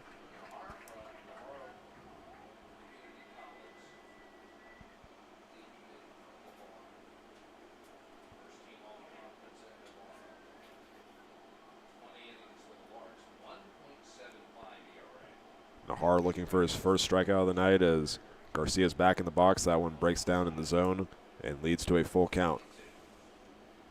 Nahar has 23 strikeouts in the 20 innings that he's pitched this season, so he really doesn't boast a lot of strikeouts when he's on the mound, but he only has 1.75 ERA this season, so a pretty solid defensive player. Payoff pitch is put in play over to Thomas Lissy. He fields it, throws it over to Reed. Chance for a double play, takes a bounce, and it's not in time. The Larks do get the lead runner out, but the new runner at first now is Drew Garcia. Man, I was really hoping they were going to convert on a double play right as I said that about his defensive abilities, and, man, it didn't work out. But, still got the out at second base. For Nahar now, he's got 1 out. He only has 1 runner on. So this is a pretty good position for him to be in as a pitcher because he has a lot less pressure on him because he doesn't have a guy on second base that's in scoring position. He can kind of work the count a little bit more. I'd say it was that bounce that kept that from turning the double play. It just slowed it down a little bit, but you get the lead runner out. You add one you add one out and you just keep the runner at first. Now you're facing off against Jack Ryan, who is 1 for 3 on the night, swinging and missing at the first pitch for strike one. He had an opportunity to advance runners in his previous appearance. That one was where he tried to put down a bunt, but Paul Smith ran up from first and made the catch to get the out.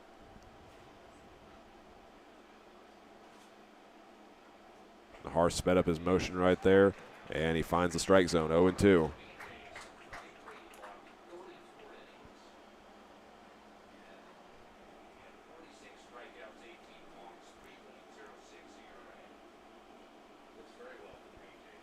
Looking for his first strikeout of the night and out number 2 of the inning. Pitch on the way is going to go foul into the parking lot of doom.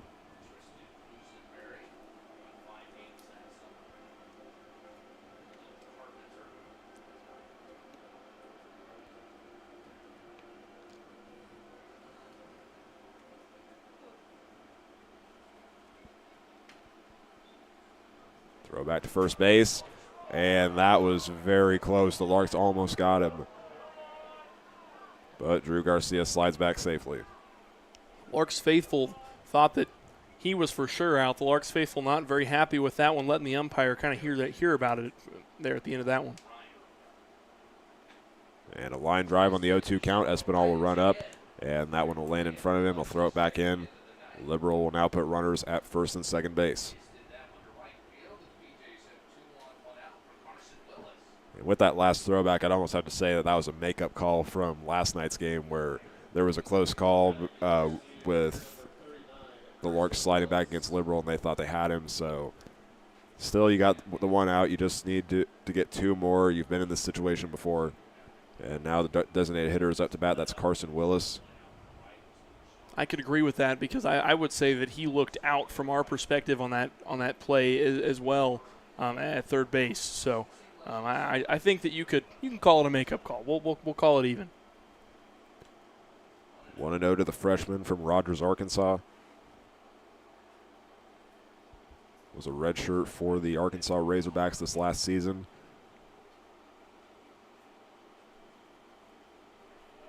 Swing and a miss moves the count to 1-1. And for Carson Willis, he's one of those players that even though he has that limited college experience, he does bring a lot to the table from a baseball perspective. He's listed as from Rogers, Arkansas, but he played his high school days at P27 Academy down in Lexington, South Carolina, and earned himself a top 500 rank for the class of 2024.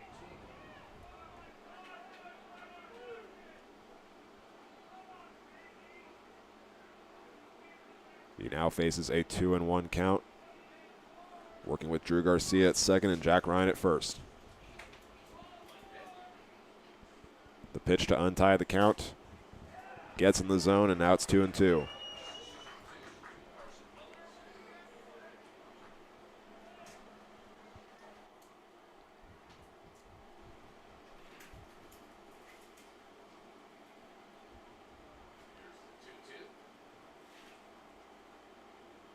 Hart takes a look back at second. Pitch on the way. Just missed down low, and now it's a full count to Carson Willis. Well, on the contrary to last night's game, this game seems as though it's moving a lot slower than last night's game that was quite efficient, I would say, in terms of how quickly they moved through those innings. It's just because everybody's getting guys on the base path and they're scoring their runs in bunches. That payoff pitch takes a bounce, and on ball 4, Carson Willis will be at first base, and once again, the BJs have the bases loaded.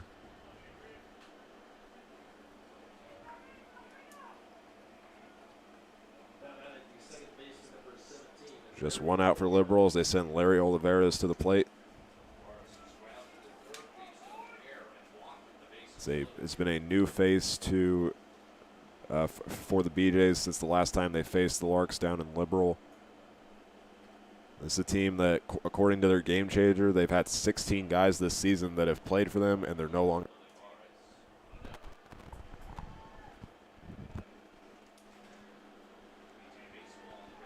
One 1-0 count to the second baseman from Corpus Christi, Texas.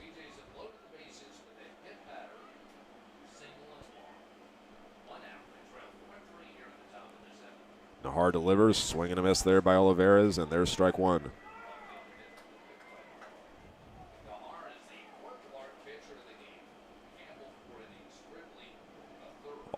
runners for the BJs will take a lead.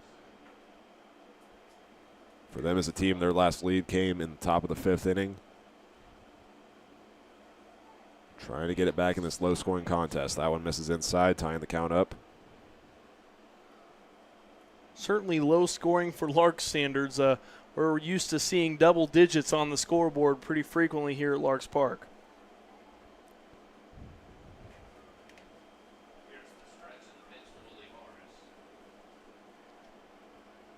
This one will untie the count. And Nahar is the one that's going to get ahead. It's 2-2 to Larry Olivares.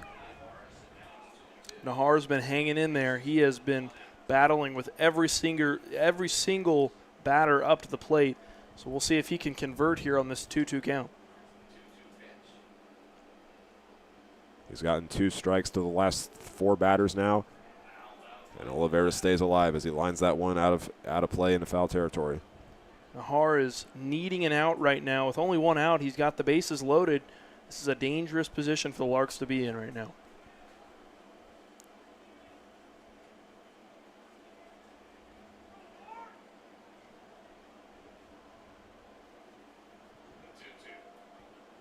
Sixth pitch of the at-bat. This one will be popped up, and Thomas Lissy will run after it. That one looks like it's going to land out of play, and it will.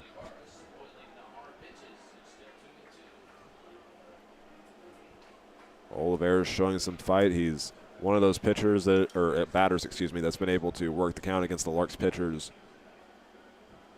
Trying to stay alive and give an opportunity for those runners to score. Liberal has left a total of 8 guys stranded in tonight's game. They've scored 3 runs, 1 each in the 3rd, 4th, and 5th inning.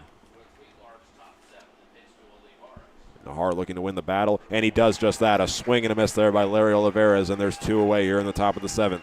Nahar coming through when it matters most for the Larks. He is trying to keep that lead for this Larks ball team right now, and boy, he's living on a prayer, but he is right there. I mean, he is on the cusp of letting up a run, but he so far has done a very nice job at being disciplined on the mound. And there is some action in the Larks bullpen. We'll see if they decide to pull Nahar. I don't think they will based on what I'm seeing in the bullpen. But in the bullpen, it's number 24, Julio Ramos, the junior out of Lamar. I'd expect the Larks to save him for the final inning just because that's the closest game you've had, or one of the closest games, I should say, that you've had all season. He's the guy that you can rely on in those final innings to get strikeouts and secure the win, especially because with how unpredictable he can be, he throws a lot of fast pitches and works around the zone and is able to get strikeouts. Ramos has a 2.33 ERA on the season with only 3 walks allowed on 8 runs and 11 hits. We'll see if Adrian Nahar can turn the final out as he faces off against the newest Liberal BJ from Butler Community College, Jackson Witt. Just played in 7 games as a freshman. This is his 2nd game with the BJs, and it's a line drive, and it goes right into the glove of Brady Kreitzer. He didn't have to move. He just stood in place, and the ball came right to him. 3 runners left stranded that inning for the BJs, and now we'll see what the Larks can do as we start the bottom half of the 7th inning when we come back.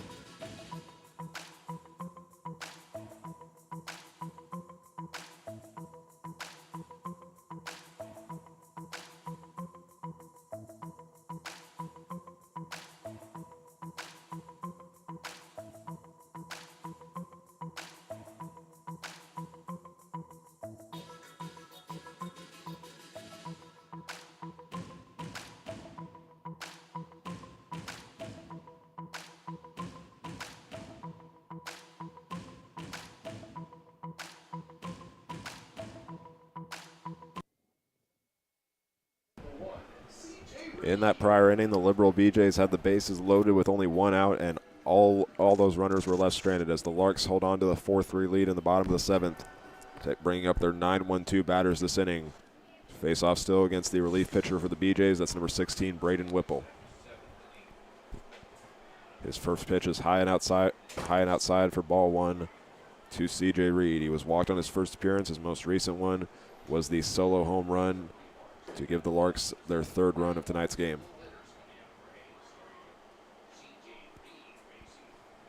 Next pitch misses, moving the count to 2-0. That last appearance for Reed in the fifth inning was his second home run of the year. He's a player that showed a lot of improvement at the plate. That's something that I talked about with him last night. Just in these middle parts of the season, he's really been able to show a lot more discipline at the plate, making contact with the ball and getting on base.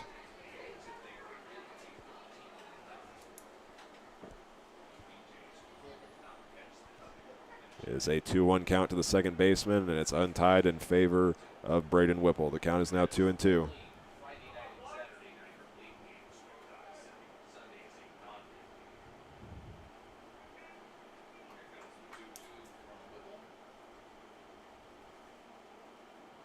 Catcher centers his glove to the plate.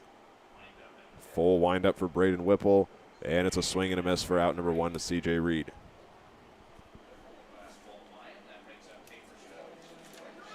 Well, pitching continues to impress from both squads. I've been nothing but impressed by the pitching from the youngster Ian Reed, who started the ball game for the BJs, and then additionally Brandon Whipple, who's done a nice job as well, coming in and pitching relief for the BJs. It's been a well-rounded pitching performance for this BJ squad. Larks are back to the top of their order for the fourth time tonight. That one missing inside to Tabor Stokes starts the count off 1-0.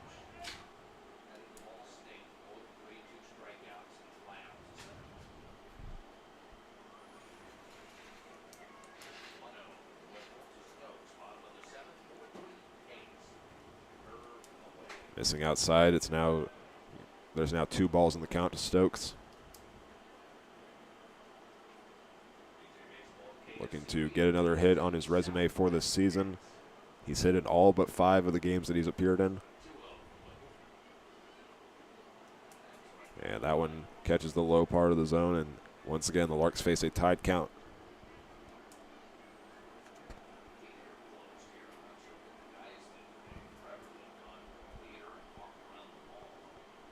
Whipple kicks and deals, and a swing and a miss moves it to 2-2.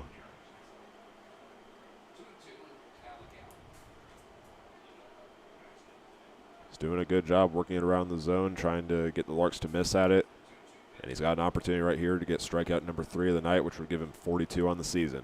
He delivers, and it's a deep fly ball into center field. Jack Ryan will get under it, just waits for it to come down, and there is out number 2.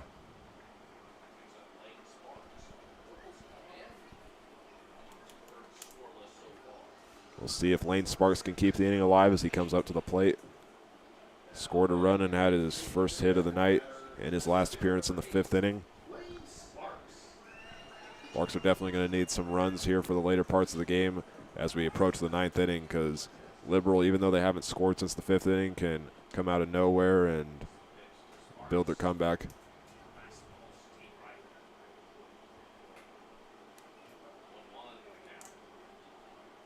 Oh, 1 count to the center fielder, Lane Sparks. He's been played in the outfield this entire season. He was a right fielder in last night's game, playing in place of Caleb Duncan in center field tonight.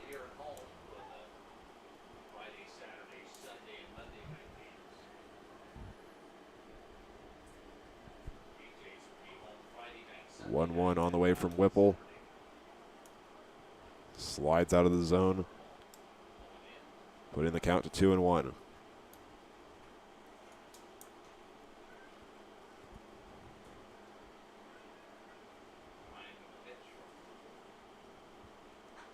This one a line drive by Lane Sparks going into center field, and he's got his second hit of the night, putting that one over the head of the infield, and Jack Ryan was just standing in front of it waiting for it to roll to him.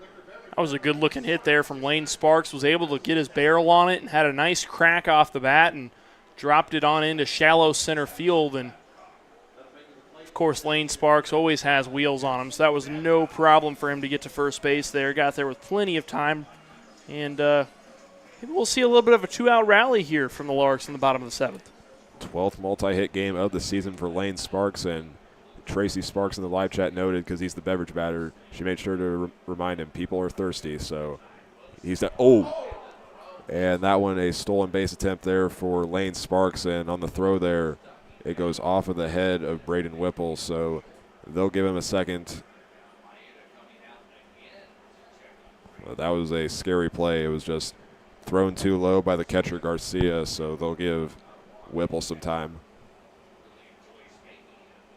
That's the second time Whipple's taken a shot on the pitcher's mound. The first time was off of the bat of a Larks player, and this time on the throw off of a steal. And that's not a fun position to be in there for a pitcher.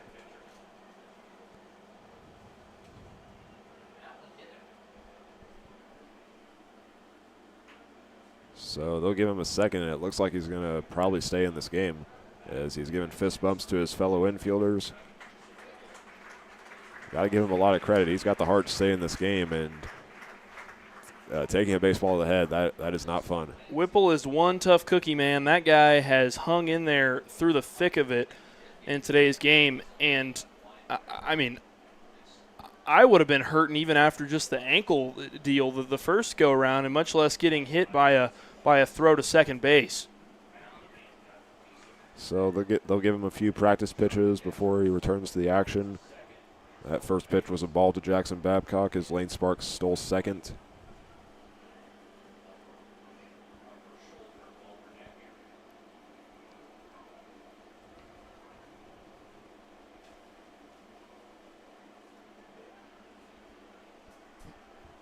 Babcock will take his time, playing close to the plate. And a swing and a miss for strike one there to Babcock. Lane Sparks taking some leads off second, acting like he's about to run to third. I wouldn't put it past him. Lane Sparks is a speedy guy. There's a reason his teammates call him Sparky.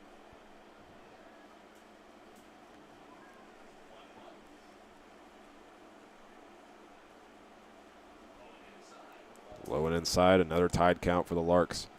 That ball almost got past catcher Garcia. Garcia, props to him for being able to make that stop there. Sparks would have easily made his way to third base, maybe even would have made it home off of that.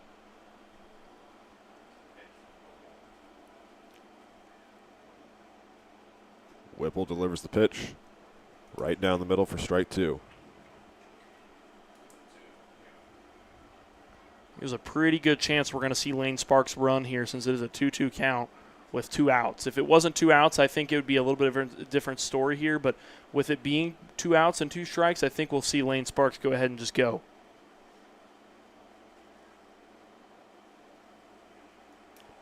And that one catches the low part of the zone, and a strikeout there for Braden Whipple as there's 2 away now here in the bottom of the 7th. Or correction, excuse me, that was out number 3. So that retires the side. We'll go to the top of the 8th inning now. 9-1-2 up next for the BJs. Larks still holding on to the 1-run lead.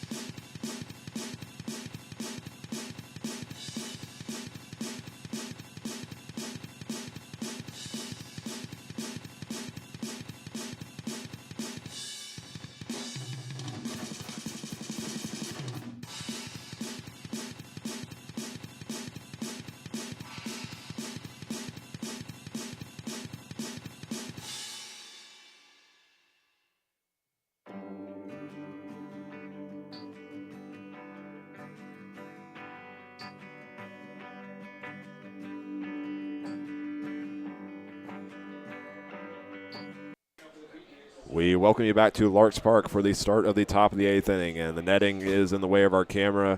The wind is picking up out here at Larks Park, so Eli's going to go down to the field and fix that right now. But starting the top of the 8th inning for the BJs is JT Cox, and there's a new pitcher into the game for the Larks. Julio Ramos, who was warming up in the prior inning, is going to step in here in the 8th inning.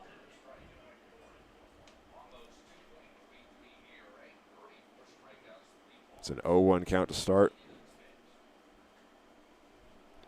And now Ramos will work ahead 0-2 as that one's fouled back out of play. But it looks like Eli is getting our camera fixed. The wind has picked up, and I've been told that there is lightning within 10 miles here at Larks Park, so we'll continue to monitor that for the rest of the night. But that one misses high and outside to JT Cox, moving the count to 1-2. As Julio Ramos makes his 11th appearance on the mound this season, he delivers the next pitch, and that one takes a bounce in the other box. 2-2 now to the left fielder from San Joaquin Delta.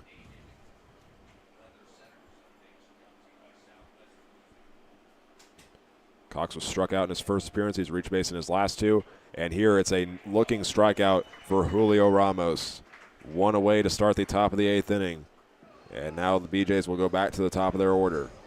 Well, I'm here to give the official Eli Blankenship weather report out there. It is starting to spit. So there is a little bit of moisture coming down out of the air, and the camera's fixed now for those back home. And we just got word over here by someone else in the press box that there is lightning like 10 miles out. So we'll see how much more baseball we get to see tonight. The weather report before the game said that we were supposed to have thunderstorms at around 1 a.m., but it's looking like it's going to arrive earlier. That was what I saw too, but you just never know with Kansas. It's so unpredictable here. You can never be sure about anything when it comes to weather. Especially in Hayes, to say the least, no matter what season it is. I remember a couple of years ago, we had like a bunch of inches of snow back in February. By 3 o'clock that day, sunshine, no snow on the ground. Yeah, that doesn't surprise me one bit.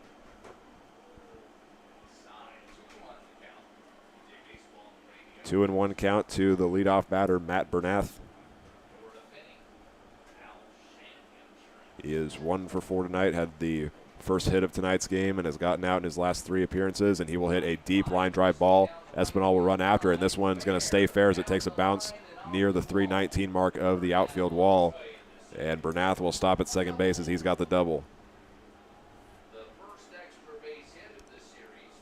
Well, that's what they needed for the BJs to stay in this ball game. If they want an opportunity to continue to draw this one out, they need another base runner or another base hit or something here to drive him home. A nice base hit to start the inning, a multi-base hit, I guess I should say, to start the inning. So a double is a great way to start the side out, and with only one out, the BJs could certainly potentially drive one home. They have not scored since the 5th inning, and now Drew Grego up to bat, beginning with an 0-1 count. He had a hit to start the game as well. Since then, he's walked and had 2 flyouts. It's important to note neither side has scored since the 5th inning, for that matter. Both teams really have kind of been at a standstill since that 5th inning. And that's also something I've been wondering with the amount of pitchers that the Larks have thrown in this game, is that Liberal's done a good job reading them tonight, that by throwing in all these different guys, it changes your approach every time you come up to the plate and makes it very unpredictable. You're absolutely right. And you can notice right around the 5th inning when they started doing all those pitching changes is when that score you start seeing goose eggs on the scoreboard. So it certainly makes it difficult for the BJs to be able to read each pitcher differently. There is now 2 away as Julio Ramos records another strikeout, this time on an 0-2 count. Swinging and missing is Drew Grego. And now to rely on the inning being kept alive, it's going to be Justin Hudson for the BJs. Well, that strikeout right there was so insanely important because now the BJs can't just hit a deep fly ball and drive their runner in. They're going to have to get a base hit to be able to score their runner. So that puts a lot less pressure on Julio Ramos and a lot more pressure on the BJs. This is the point in the lineup for the BJs where they want to be in this type of situation. You have your batting average leader at the plate, who Justin Hudson also leads the team in OPS at 1.203. Right now he faces an 0-1 count. That one was swinging and missing. Ramos takes a look back at second. He delivers. And that one takes a bounce to the right of the plate, 1-1.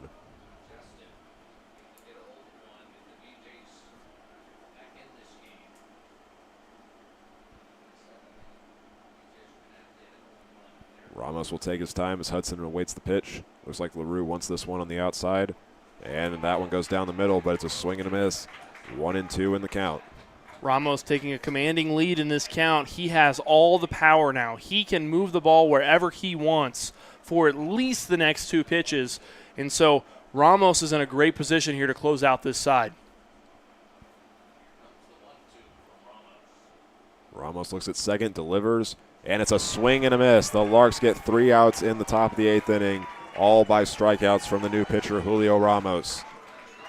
The Larks need to hold on to this lead and get 6 outs away from sweeping the BJs in this 2-game series. And if they can get the win tonight, they will outright win the RMBL title. We will have the rest of tonight's game when we come back.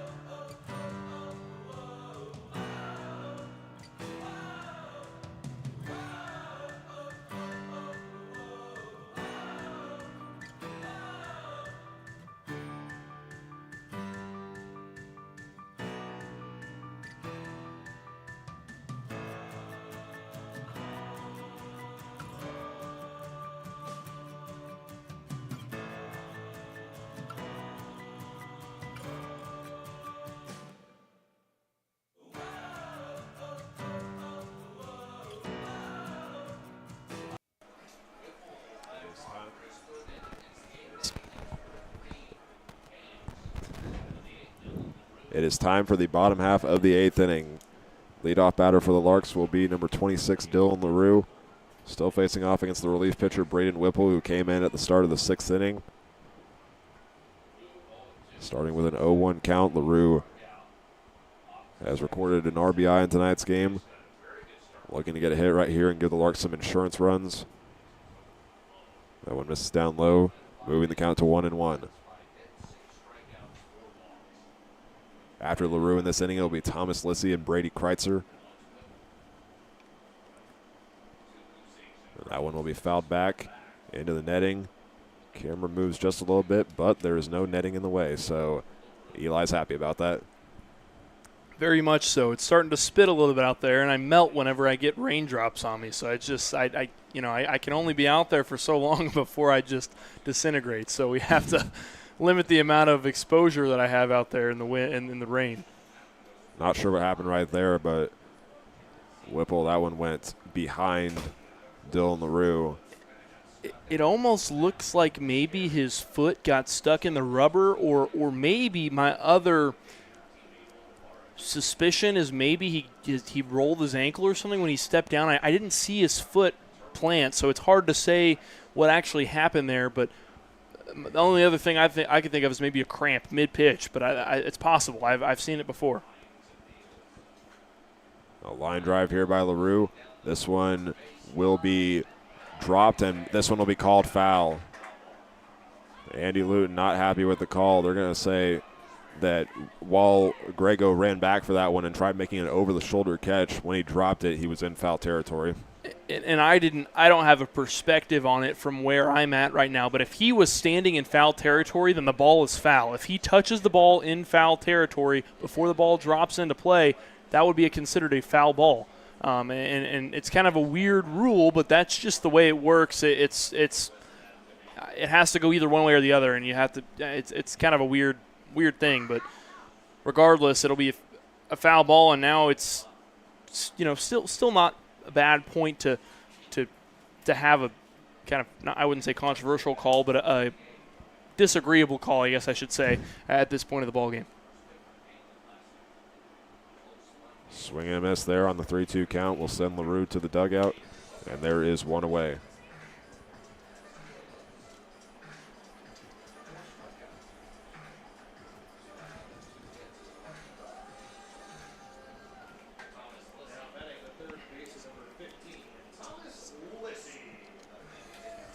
Next up to bat will be the third baseman from Harlingen, Texas, Thomas Lissy. A hit and a walk for him tonight and a run scored.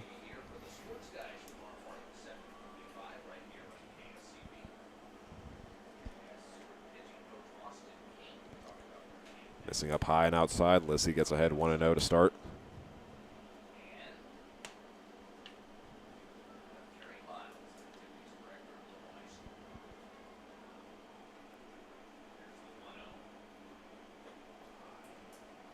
Next pitch misses the zone. Lissy ahead with 2 balls in the count.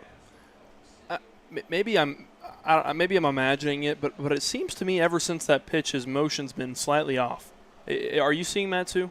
Yeah, I think I'm seeing that too. I'm just kind of wondering if he may have just strained a muscle or something in his body, or contorted his body in such a way that it's difficult for him to fully release the pitch. And I don't see – well, I guess I see someone warming up in the bullpen over there for the BJs. So it'll be interesting to see how much longer he stays in the game. It actually looks like they have 2 guys warming up. There's one guy stretching behind the mound, and then there's one guy warming up on the mound. But now Brady Kreitzer up to bat with 1 away. Runner at first. Pitch on the way, goes outside, and a stolen base for Thomas Lissy, and this one goes way over the head of Olivares, and Lissy will take third. Yeah, he's here. He's hurting out there. You can see it. Even after that pitch, he went down almost immediately because of the way he stepped down on his release. And so I'm just surprised we haven't seen a BJ coach come out yet and talk to him about it, because you can just visibly see it that he's struggling.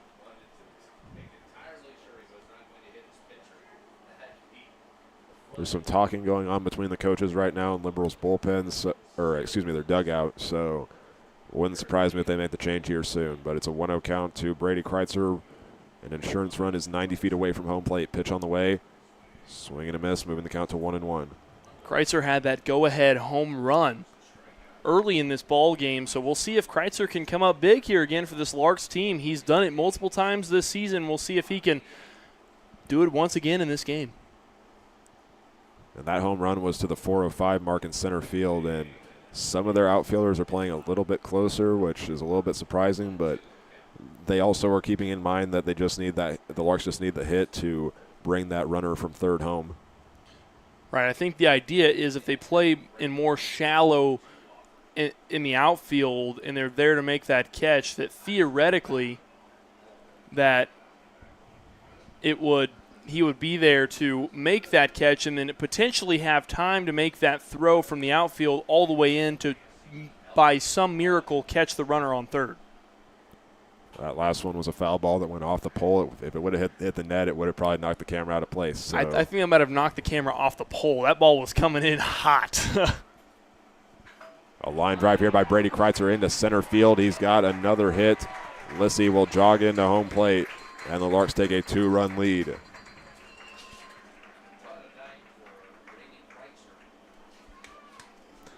I expect nothing less of Brady Kreitzer, a fan favorite here at Larks Park. And as you've said before, he's played many a game here at Larks Park. He's very well versed in the world of Larks Park and all it has to offer. And Brady Kreitzer played for Fort Hays State for quite some time and just completed his senior season at Fort Hays State and had quite a great year. And Kreitzer has always been a standout player in the Hays community as a whole, as he did graduate from Thomas Morrison Prep, TMP, as it's better known here in town. And so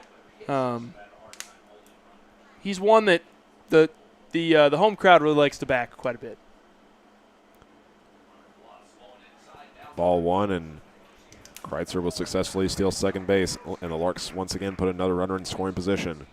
I'll correct myself there. Thomas Marion Prep, not Morrison Prep. I misspoke there. But Thomas More Prep Marion is what it's called. Okay. All right. Well, I can even. You can tell I'm not from Hays, but close enough. TMP. Yeah.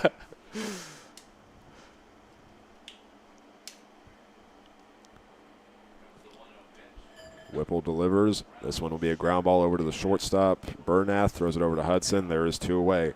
But the Larks will put Kreitzer at third with the possibility of bringing home another run.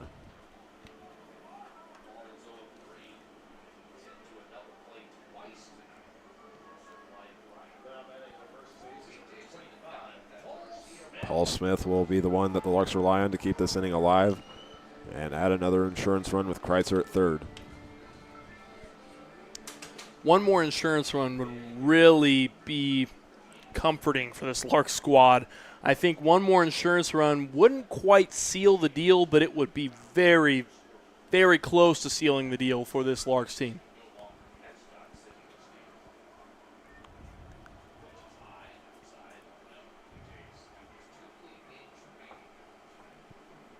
One-0 right now to the first baseman from Flower Mound, Texas.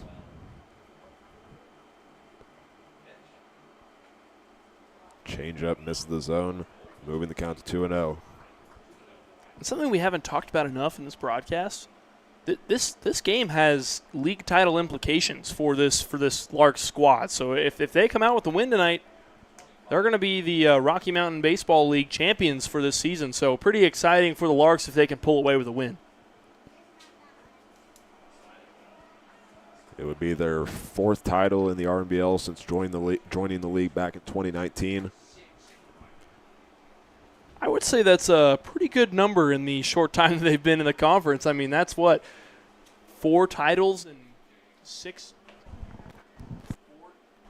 4 titles in 6 years? I feel like that's a pretty nice mark to hit.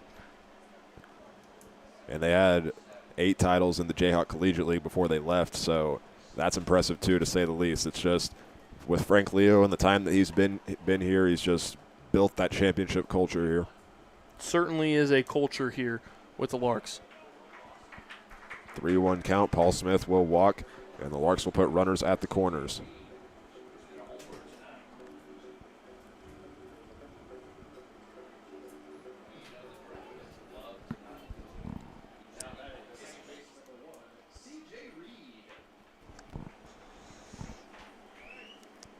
Reed is the other Lark to have homered tonight in tonight's ball game, and it was quite a nice at bat for him. As you've mentioned, he's really improved quite a bit in terms of his batting just as a whole.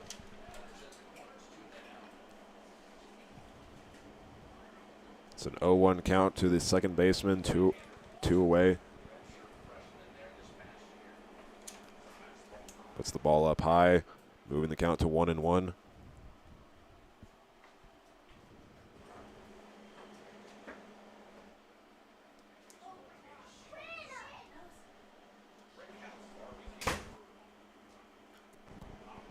Next one will be popped up. Reed now faces a 1-2 count. He's gotten on base twice tonight. Overall 1 for 3. Or correction, 1 for 2.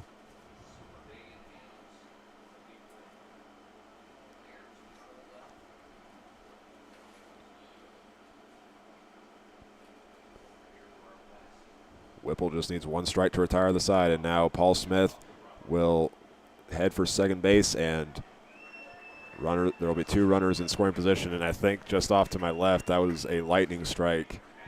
Yep, that was certainly a lightning strike. It looked to be a little ways out still, but it was still a lot closer than it was just a bit ago. So I would imagine that they're trying to get this game done and over with here as soon as possible.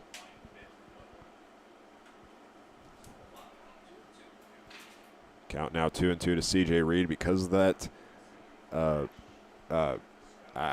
was not sure how close it was, but just because we've had clouds all day, it is pitch black out. And we'll see what they decide to do, but you'd have to play the remainder of this game unless the storm just lasts for a long time.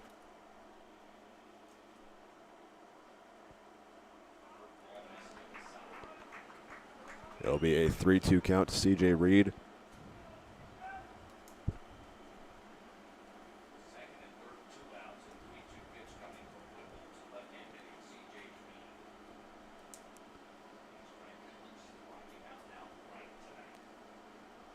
You can either bring the runners home or get the bases loaded. Payoff pitch from Whipple is up high, and it will be bases loaded for the Larks.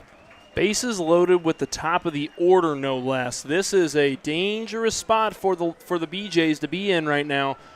We'll see if Tabor Stokes can come through for the Larks. It looks like they might make a change. Their coach is heading out to the mound.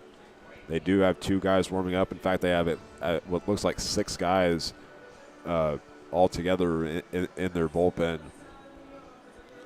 So we'll see if the change gets made or if they're going to allow Whipple to stay in and rely on him to get that final out. So far, it doesn't look like anybody's going to head out, and they're just going to have a talk with Whipple.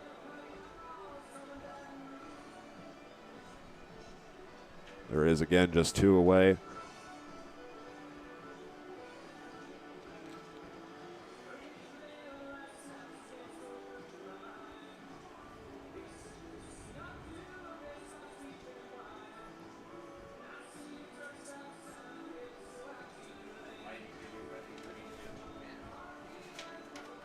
So Liberals coach will make his way back to the dugout.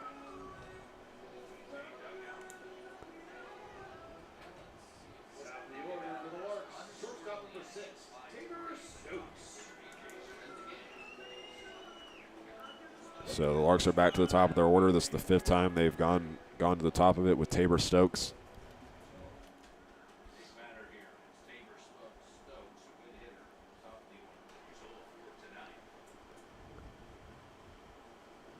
Here comes the pitch, and this one will be popped up. The second baseman, Olivares, will be the one that runs back for it. Close to the grass, he makes the catch. There is out number 3. The Larks added 1 more run that inning and hold on to the 2-run lead as we start the top of the 9th inning. They are 3 outs away from getting their 4th Rocky Mountain Baseball League title. Don't go anywhere. We will have the conclusion of tonight's game when we come back.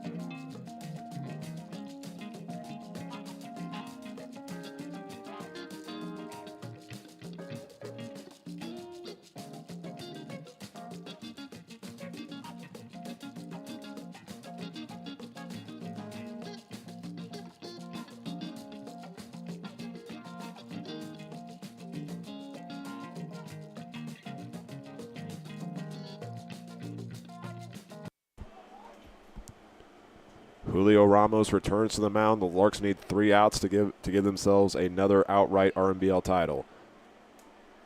He faces off against batters 4, 5, and 6, and it's a 1-0 count to the first batter, Drew Garcia, freshman from Blaine Community College. .255 average coming into tonight's game. He's gotten on base twice tonight and now faces a 1-1 count.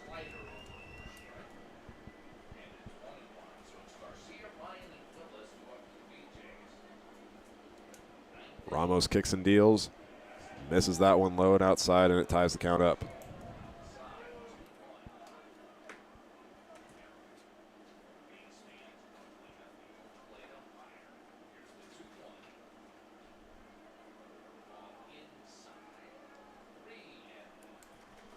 Another one misses, that one going inside.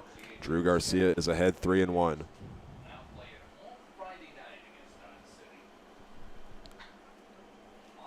Fly ball into center field. Lane Sparks will wave off Wilbert Espinal, and he tracks it down. There is out number 1. 2 more outs. They're creeping closer and closer to that title.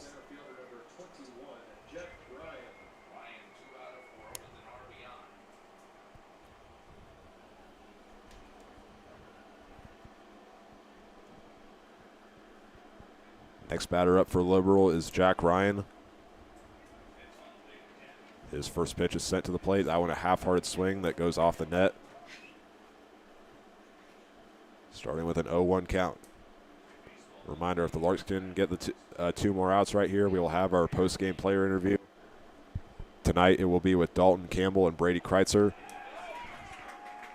And now Julio Ramos just needs 1 more strike to put away Jack Ryan and get down to the final out.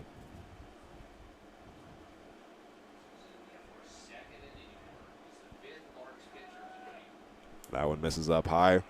Ball 1 to the center fielder.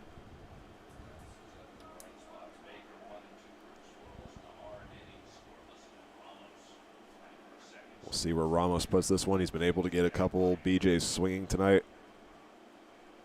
That one takes a bounce at the plate, moving the count to 2-2.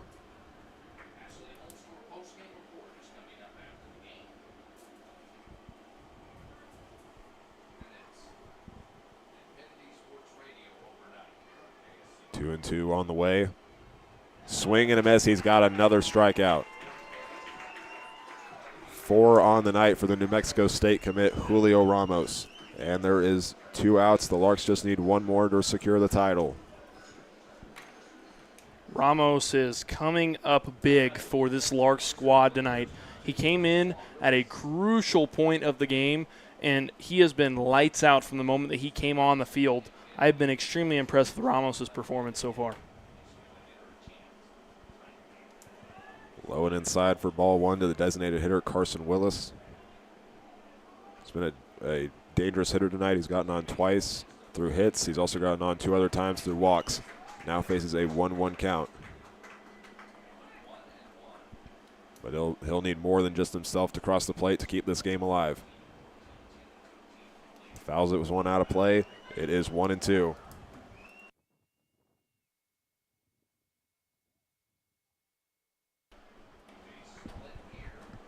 Larks fans starting to clap their hands. 1 more strike to get the title. Left up high, that's ball 2.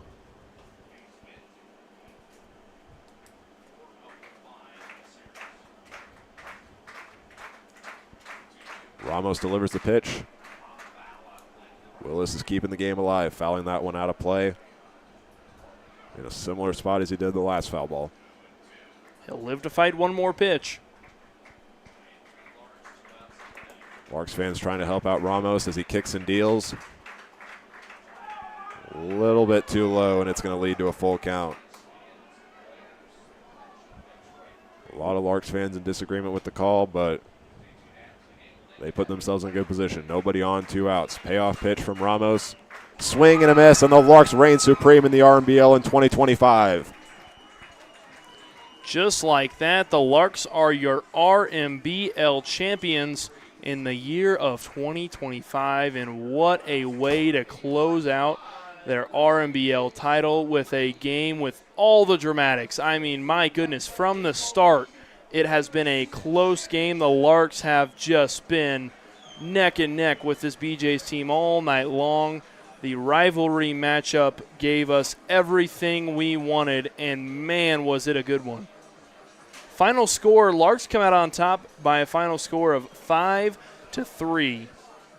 And, it was a well-rounded game from this Larks squad. They played really well on all sides of the ball.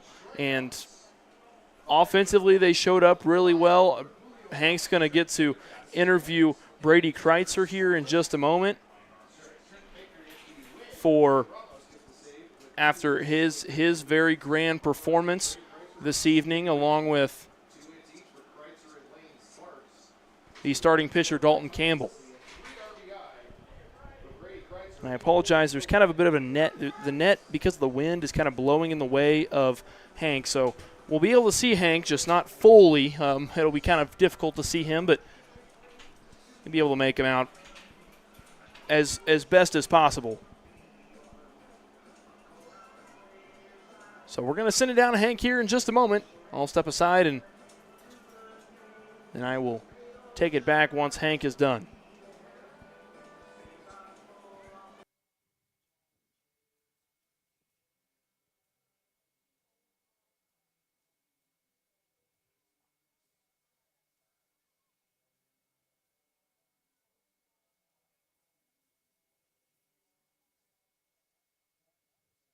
Player interview with Hank Corsair, sponsored by Lewis Automotive in Hayes. Take it away, Hank. Thank you. I'm here first with Brady Kreitzer. You were a huge part of tonight's game, going 2 for 4, including a 2-run home run, giving you overall 3 RBIs on the night. What did you notice? Just simplifying with 2 strikes and just trying to put the barrel on the ball, and that seemed to work out. And for the entire team, how would you say that entire momentum shift was for you guys in that later part of the game where you got your 4 runs all in just 2 innings?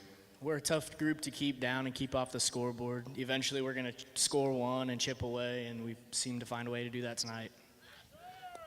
And with tonight's win, you guys have secured back-to-back Rocky Mountain Baseball League titles, so there's still some games left in the season. What does it mean to get it now? It's always good to clinch early.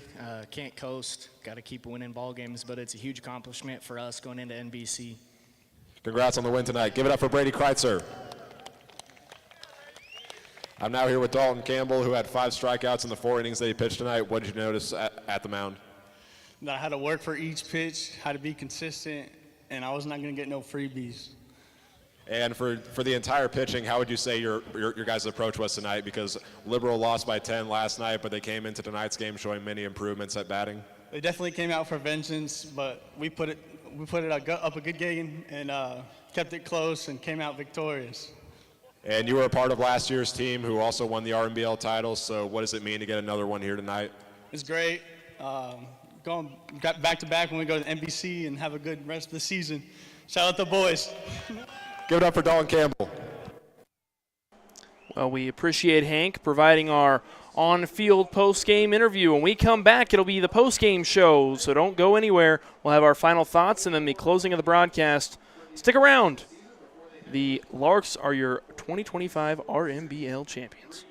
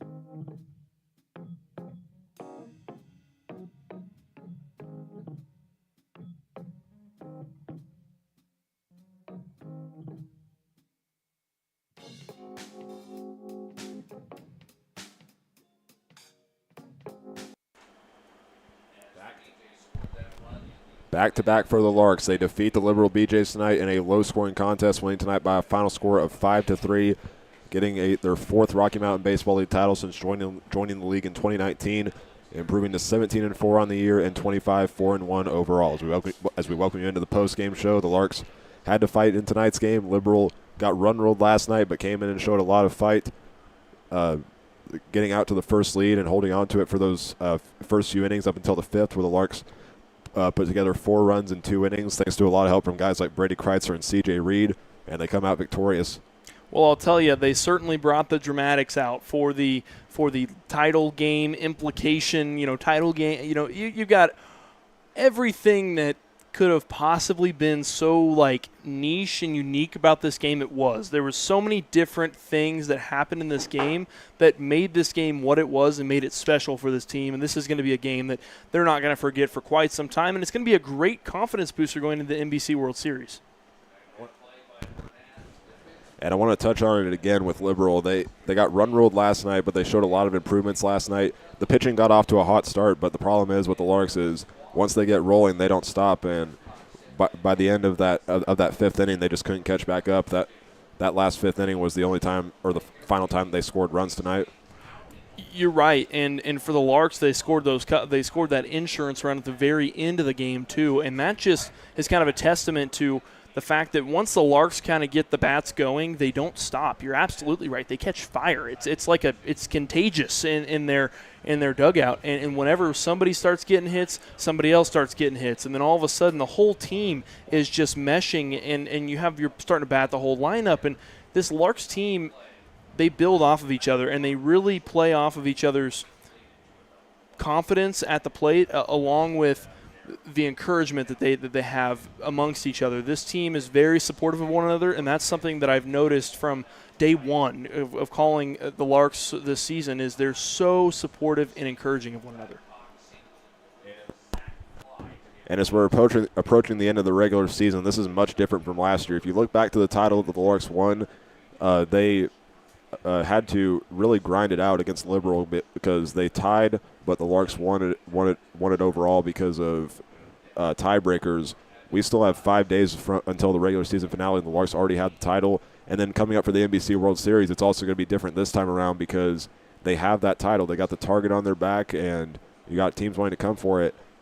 It really is great to see how this team has done this entire year, returning a lot of guys from the championship team last year and putting in a strong effort for some of the young guys. It is certainly very impressive, and for those returners, it means quite a bit because they won it last year, and this year they get to win it 5-6 games out from the end of the season. I mean that's kind of unheard of, at least typically in baseball. Usually you're grinding out to the very last game or two, and the fact that they're able to do that, they've already clinched their spot for the NBC World Series. Brady Kreitzer said it best though. They cannot coast. They have to keep the pedal on the metal if they want to continue this momentum going into the NBC World Series in Wichita. They're going to see good competition. They're going to need to bring their A game. So the Larks get the win tonight by a final score of 5-3, improving to 25-4-1 on the year and 17-4 in RMBL play to win the league outright. Liberal now falls to 12-14 on the year and 10-13 in RMBL play. And that's going to do it for us tonight. The Larks will have the day off tomorrow, and they will be back in action for a 3-game series with Denver from the 18th to the 20th. And then on the 21st, that will be the regular season finale against Dodge City. So that's going to do it for us here tonight. I'm Hank Corsair, and alongside me tonight was Eli Blankenship, and we hope you all have a great night.